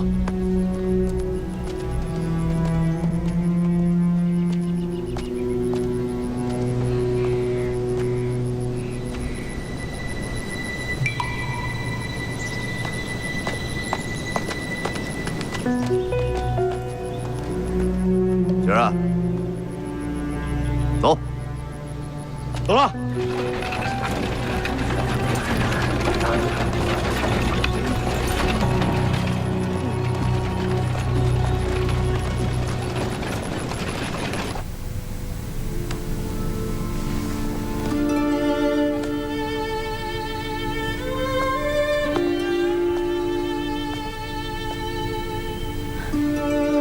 我爹是怎么死的？你爹是溺水而亡，你也是仵作，这溺水而亡的特征，你也应该知道。没有外伤痕迹，也没有内伤反应。我做了这么多年仵作，我可以确定。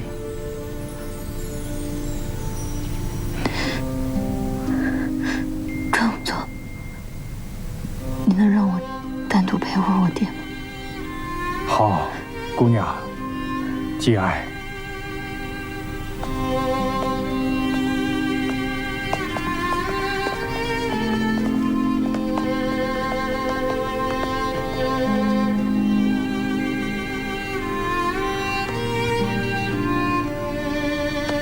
爹，爹，你醒醒！你不是昨天还好好的吗？我跟你讲那么多话，你都还回应我。你吃饭吃的也挺香的，你今天这是怎么了？你说话呀！爹，你都答应过我，你说你要陪我长大。待我成为一个成熟的仵作之后，你就可以回家，让我养你。你怎么不等女儿啊？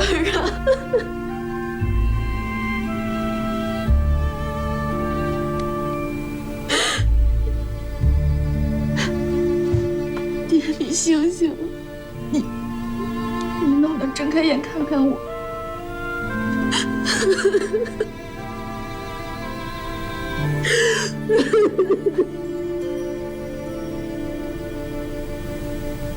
邱仵作死了。哎呀，你说，那么漂亮个人儿，说没就没了？老爷，不是那个女的邱仵作，是他爹，叫邱燕飞。哈，怎么死的？听说是在鱼缸里溺水溺死的。胡扯！对呀，我也觉得胡扯呀。多大个鱼缸能把人溺死？我听说是脸盆那么大的。老爷，此案必有蹊跷。不是这个事儿，怎么没人告诉我呢？老爷，您是钦差大臣，咱是专门跑过来侦办假传圣旨这样的大案，死个仵作这样的小事情，谁敢劳烦您呢？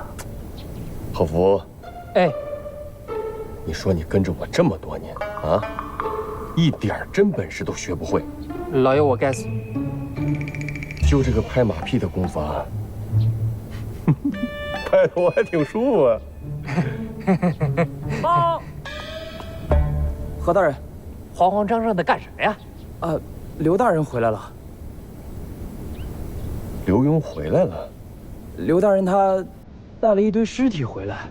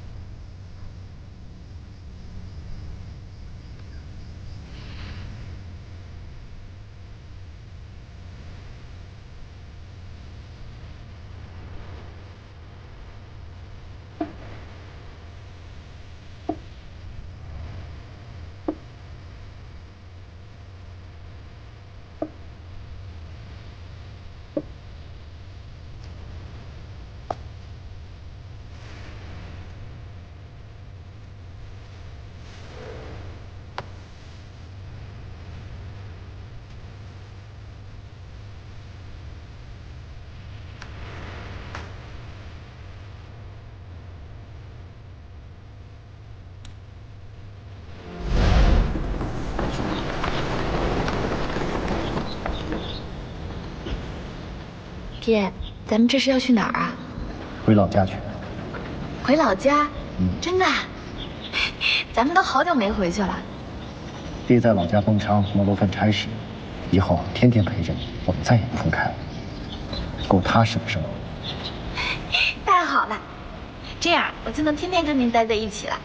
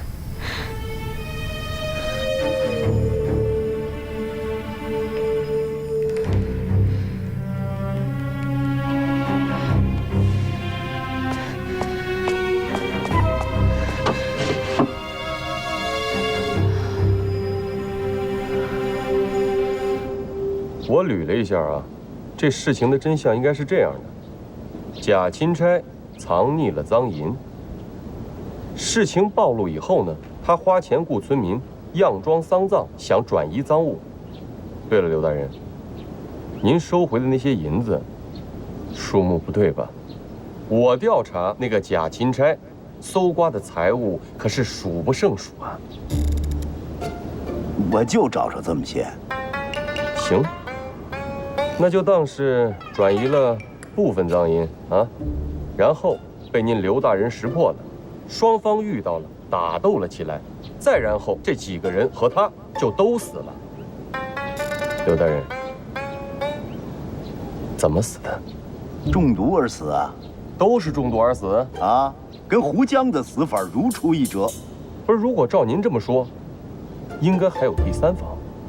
刘大人。您是否进行过尸检？邱仵作已然验过了啊，而且呢，您是没看出来，他们每个人的脸上和这脖子上啊，都有那个小虫叮的小眼儿。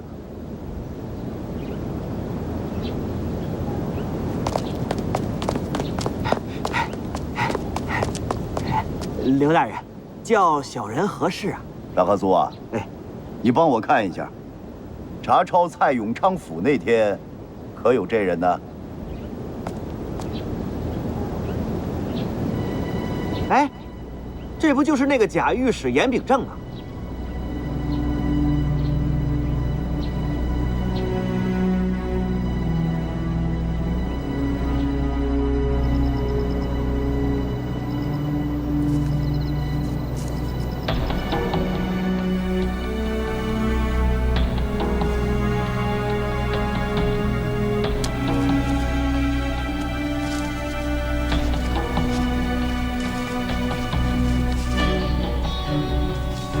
严秉正这个钦差是假的，可他手里的圣旨残片却是真的。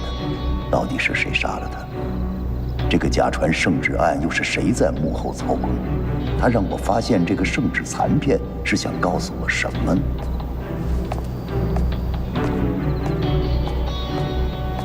刘大人，刘大人，身体好些了吗？何大人啊，我这个病啊，淤积所致啊。这案子，您当真就一点线索都没有吗？一点线索也没有啊！这不本来以为找着蛛丝马迹了，你看这一下完，全断。可您刘大人是朝中数一数二的能臣，这案子要是您都办不了，怕是就没人能办了。行，何大人，都这时候了，别开玩笑了。皇上交的差事，现在办成这样，这脑袋都快保不住了。刘大人言重了，皇上知道此案事关重大，非常人能处理，这才专门派了刘大人前来查案。派了和珅从旁协助，暂时遇到了困难，也是情理之中的嘛。哎，何大人，你我同朝为官这么些年，都到这时候了，你得帮我拿个主意呀。这主意我可拿不了。哎，您是专人专办专案，我就是个从旁协助的，一切事情啊，您一人定夺。我定夺什么呀？我现在一点主意没有啊！我现在是刘大人，实不相瞒啊，和珅这几日也是寝食难。皇上给的期限马上就要到了，咱们要真是一点线索都没有，你我都是难辞其咎啊。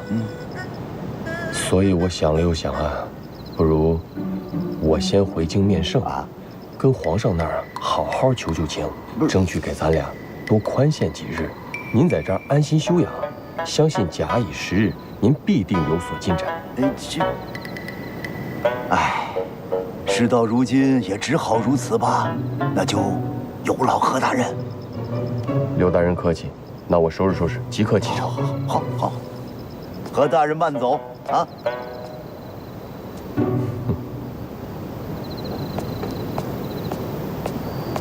我兄弟二人落草之后，一直盘踞在七旬山，干着一些打家劫舍的勾当。后来，上一任东昌知府被调走，蔡永昌接任，他派人找到我们，说要跟我们谈合作。他负责保护我们，负责在每次官兵围剿的时候提前通知我们，而我们则负责替他排除异己。排除异己。对，去年3月，富塘知县傅德在家中死于非命，那就是我们干的。哎，你说这福德是不是山东巡抚傅国泰的侄子呀？正是。好家伙，你们这个连巡抚的侄子都敢杀啊！可以。我们这也是后来才知道的。大人，我还怀疑假传圣旨是傅国泰有意而为之，先除掉蔡永昌，再嫁祸于我们兄弟二人，从而将我们这股势力一网打尽，好替他侄子报仇雪恨。傅国泰毕竟是山东巡抚啊，他办个知府还用费这心思？再说这个事儿，他引火上身呢。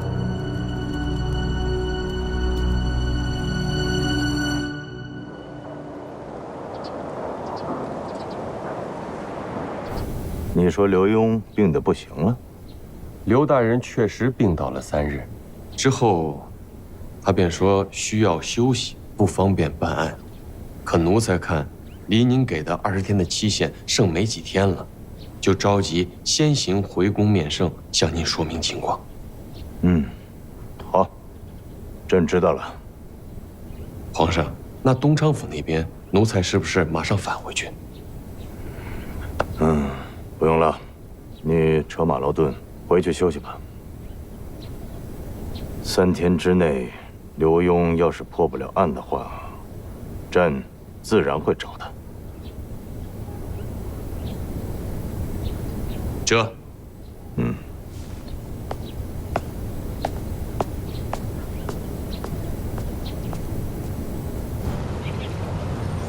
就这个高度，再撑一会儿。哎，还要撑多久啊？撑不住。哎，哥哥，那个我有事儿要离开一下，记住啊，这等我回来手才能放下来啊。那有多久啊？甭管多久，这个靶场我说了算。大胆！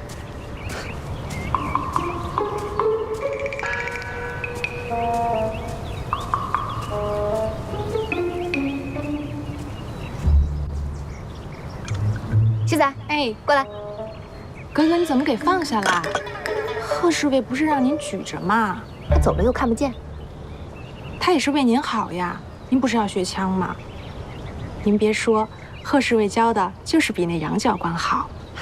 教的好有什么用啊？目中无人，自以为是的，还谁都看不上，要不然早被皇上委以重任了。我觉得贺侍卫这个人挺贴心的呀。哟，你怎么看出来的呀？他自小啊无父无母，被我爹收养，我怎么没看出来他暖啊？你是没见过他那狼狈的样子啊！贺侍卫还有狼狈的样子，那我真是想象不出来。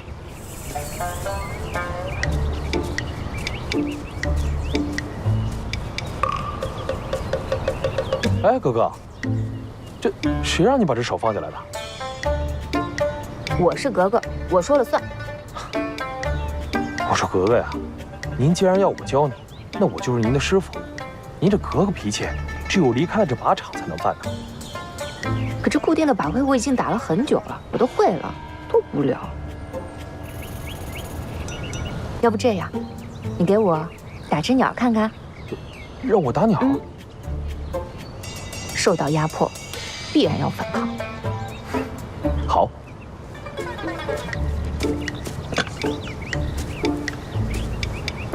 打个鸟，那还不是手拿把掐的？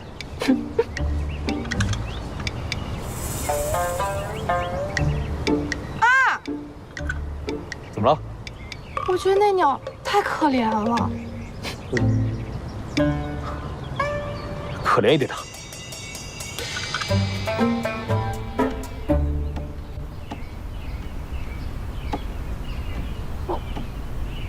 皇上，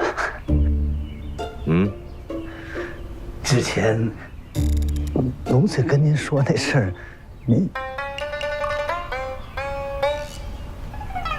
什么事儿？皇上，六王爷刚刚说，想让婉儿格格去趟山东。哎呦，奴才张嘴，张嘴。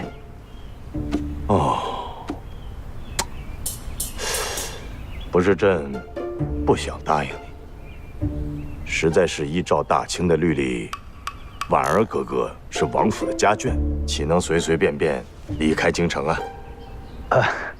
是，皇上您说的这些，奴才都明白。就是我们家婉儿脾气，您也知道，我这脾气不好交差。回去歇着吧。哎，这。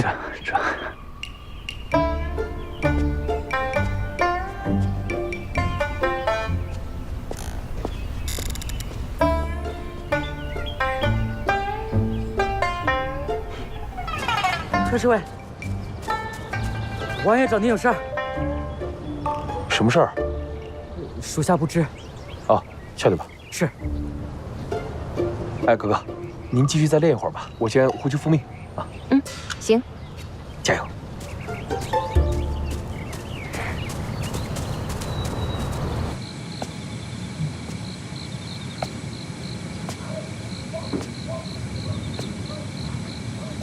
我看这个贾御史查蔡永昌府一案，同时呢还有一个叫三娘索命案。蔡永昌的三夫人怀有身孕，备受宠溺。大夫人和二夫人因嫉妒生了杀心，便合谋将其毒死，并将尸体封在祠坛内，藏在花园的枯井下。蔡永昌被抓，其家人抢夺财产时，两位公子发现了井下藏尸，当场吓死。俩年轻力壮的大小伙子，这说吓死就吓死了。仵作验尸的结果就是两位公子因惊吓过度，心脏出血，导致心脏骤停。两位夫人也因悲伤过度，同时又自觉难逃法网，便上吊畏罪自杀。俩人一块儿现在，完之后一块儿上吊。老爷，你都想了一个晚上了，早点休息吧，别把身体熬坏了。你多那什么？来，坐下，跟老爷聊会儿天。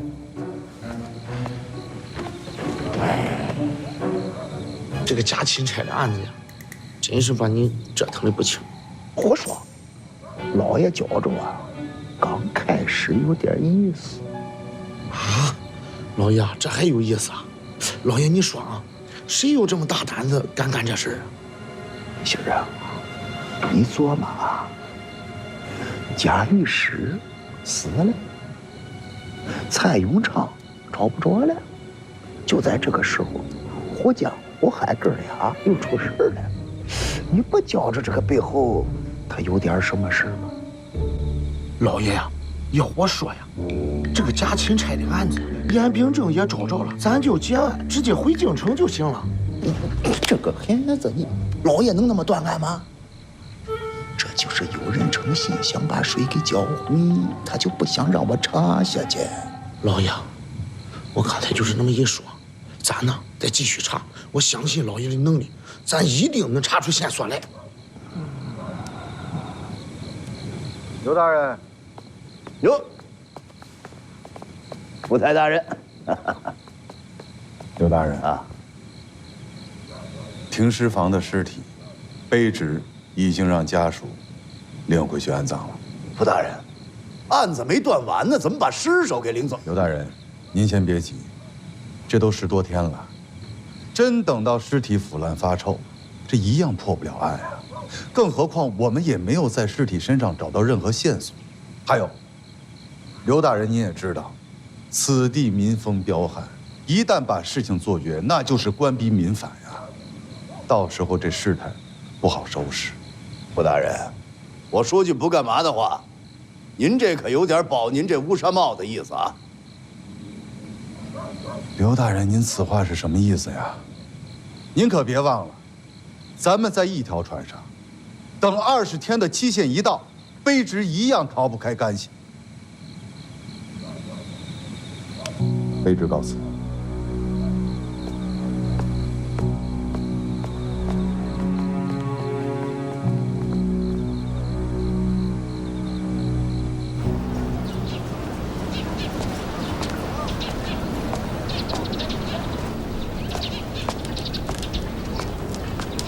啊，您好。您找哪位？啊，我找邱仵作，他在家吗？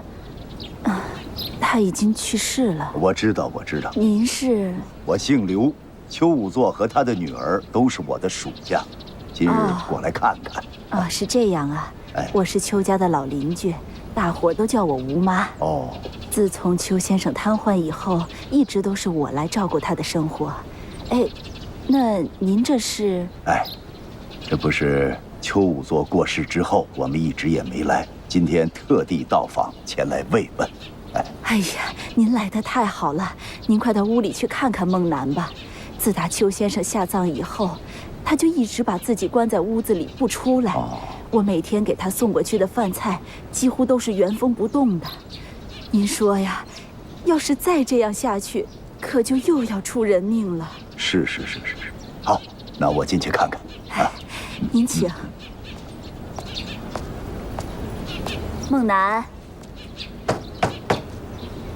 孟楠，孟楠，有人来看你了。孟楠，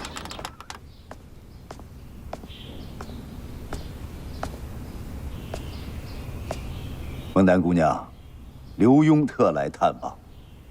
大人，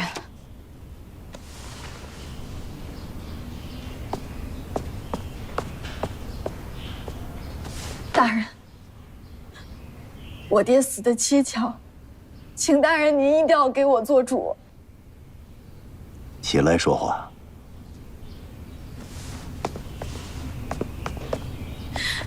大人，您记不记得我跟您说的那个画有毒虫图案的手册？我本来想要仔细研究，可是这次回来发现也不见了。不见了？对，你看我画了这么多，我是想凭记忆把那毒虫的图案给画出来。可是我无论怎么画，都无法还原了。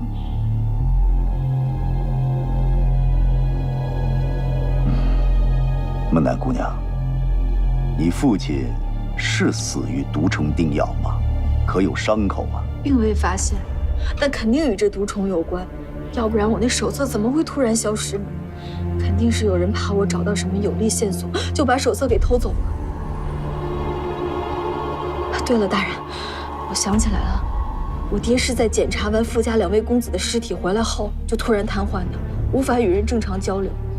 你不觉得这事情前后后都太过不合乎常理了吗？怎么讲？我爹平时身体一直很硬朗，没有任何预兆，就算突发预疾，那用药之后也都有所改善了，身体也都有知觉，小幅挪动啊、行走啊都没有什么问题。就算他栽到那水缸里，那怎么可能连抬起头的气力都没有？怎么可能被那潜水给淹死呢？况且那天吴妈也是喂过水之后才离开的，我爹怎么可能到水缸旁边来取水啊？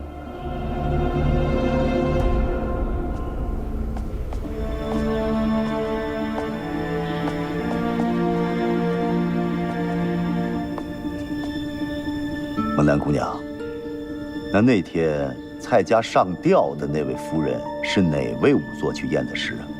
年迈的庄仵作。对了，大人，我爹还曾说过，说蔡家的2位公子，他们那个尸格尚不完善，要去复检。我爹就是在复检尸体的过程当中突然瘫痪的。跟我知道的不大一样啊。大人，还有那水缸旁边刻了一个字儿，可能是我爹临死之前写的。什么字儿？蛊惑人心的蛊字儿。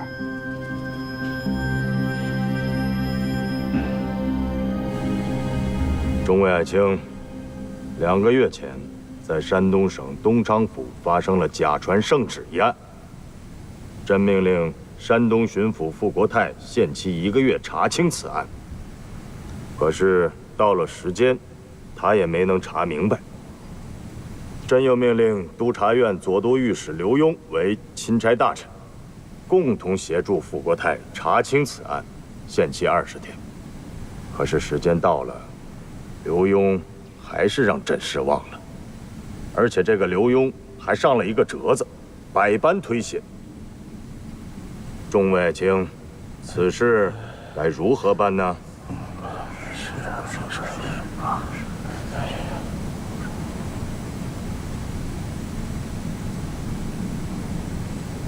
和珅，奴才在。你给众位爱卿先说说你的看法。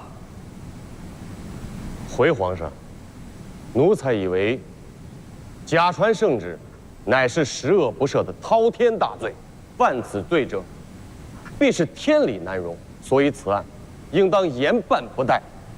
至于办案不力的渎职官员，理应重罚，绝不姑息。啊，皇上！哎呀，一个一个说吗？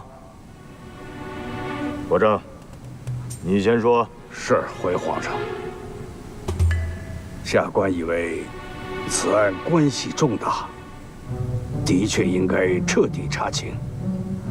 对于那些督办此案不力的渎职官员，严惩不贷。那么，你是同意何爱卿的说法了？何大人所言，下官甚是赞同。只不过什么呀？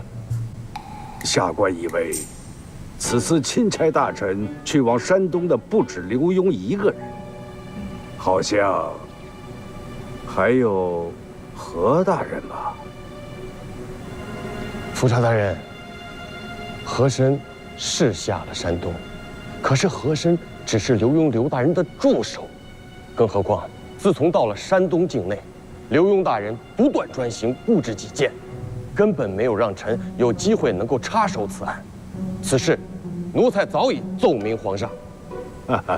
那何大人无罪，劳求食言了，劳求食言了。李亲王，你有什么看法？皇上，老奴的看法其实和富察大人还有何大人的看法相差不多。只是恳请皇上，看在他是老奴女婿的份上，你放肆！皇上恕罪，皇上恕罪。朕只是想听听你的看法，你却在这里求情。天子犯法与庶民同罪，这个道理你不懂吗？懂。和珅。对于督办此案不力的渎职官员刘墉，你认为该如何处置？回皇上，奴才以为刘墉身为钦差却有负圣恩，理应贬为庶民，永不录用。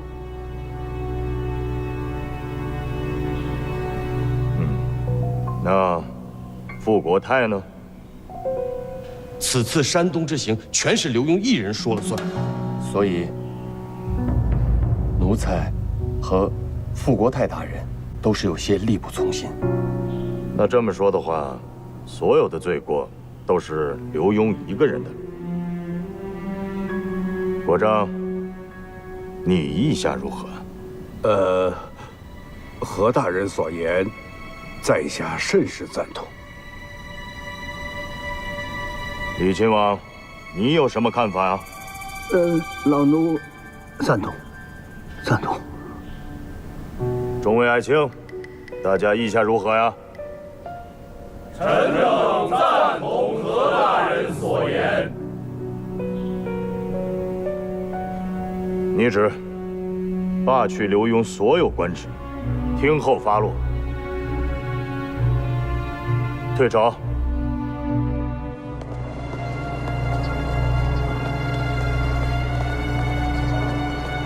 何大人，何大人！哎呀，何大人，今天在朝上多谢您替小儿美言，老朽表示万分的感谢。您也甭跟我客气啊，我后来说的那些话，那是皇上想听的。甭管怎么说，老朽还是表示万分感谢。哎，你看，哪天到府上，让我设宴款待一番呢？您的饭我可不敢吃，吃人的嘴短，我吃下去容易，回头哪天您再让我吐出来，那我多难受啊！哎呦呦呦，何大人，您还有着吐的毛病啊？那算了吧，那算了。商量不正。何大人，何大人，怎么了这是？刘王爷，刚才我……哎呦，刚才的事儿您别说了，多亏了您在朝上给我姑爷说了几句好话呀，否则的话，小命没了。咱什么都不说了，患难见真情啊。那这么着，我差人给您府上送100两金子，您可千万别嫌少。这可使不得呀，刘王爷，和珅受之有愧。别有愧，别有愧。老话怎么说来着？好死不如赖活着。萧官为民了，我养着他啊。回去。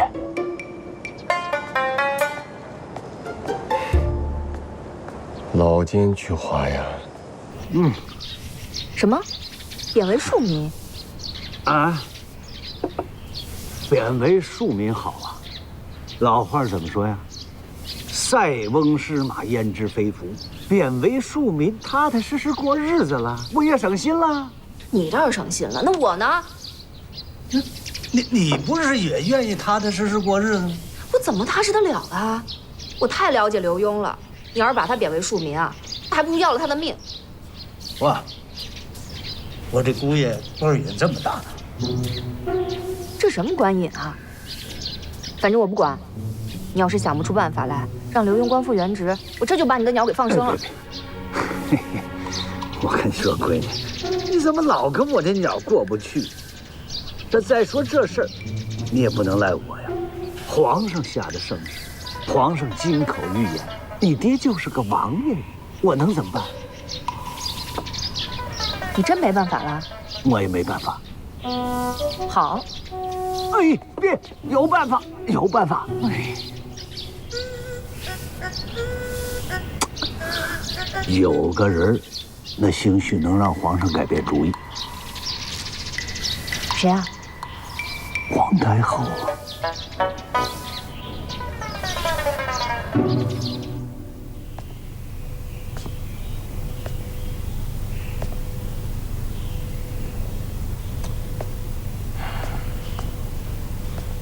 东昌府现在的情况怎么样了？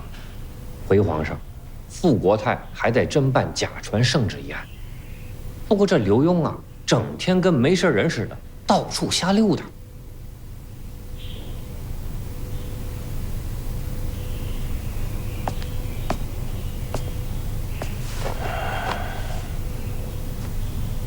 他这是和朕在玩激将法呢。臣贺子峰，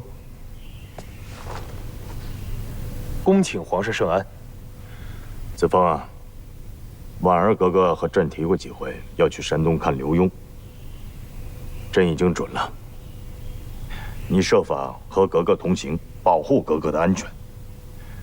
到了山东之后，盯住刘墉的一举一动，有什么情况，随时来报。臣遵旨。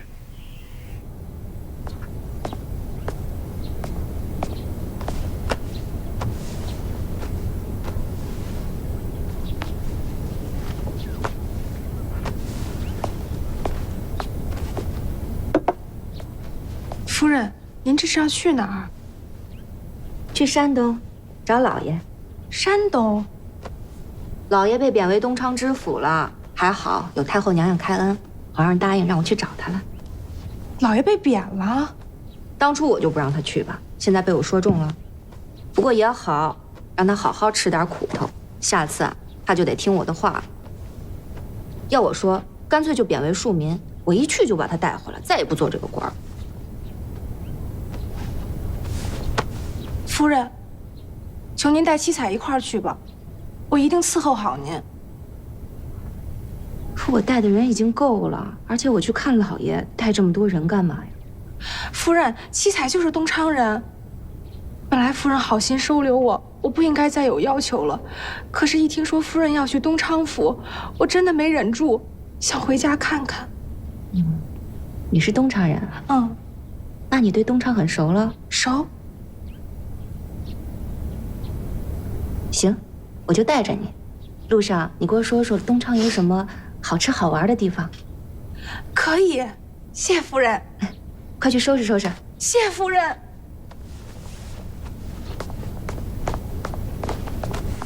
什么？皇上修改了旨意？可不是嘛！其实昨儿个六王爷带着婉儿格格就去见了皇太后。皇太后一听这事儿，立马急了。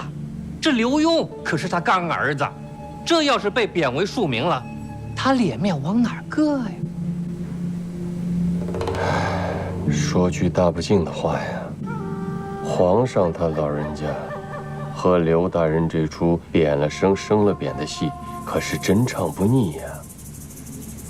不过这么大的事儿，钱公公怎么才告诉我？这不来不及了吗？然后呢？然后呀，这刘墉官降数级，贬为知府，留在山东。山东什么地方？就事情发生的地方，东昌府。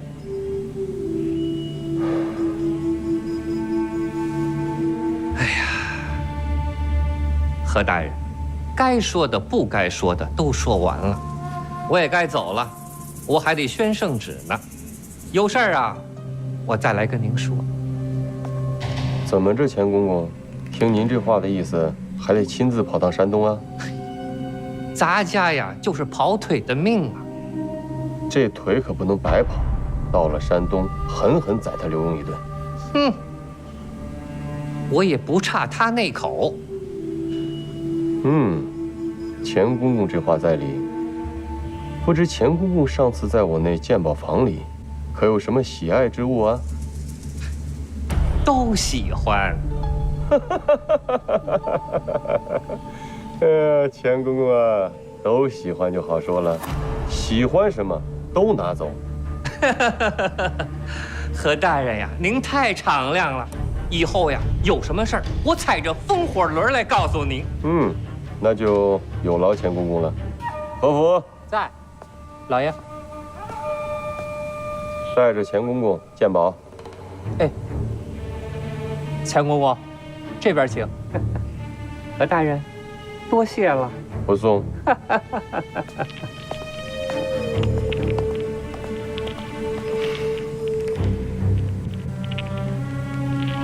山东东昌府，刘墉。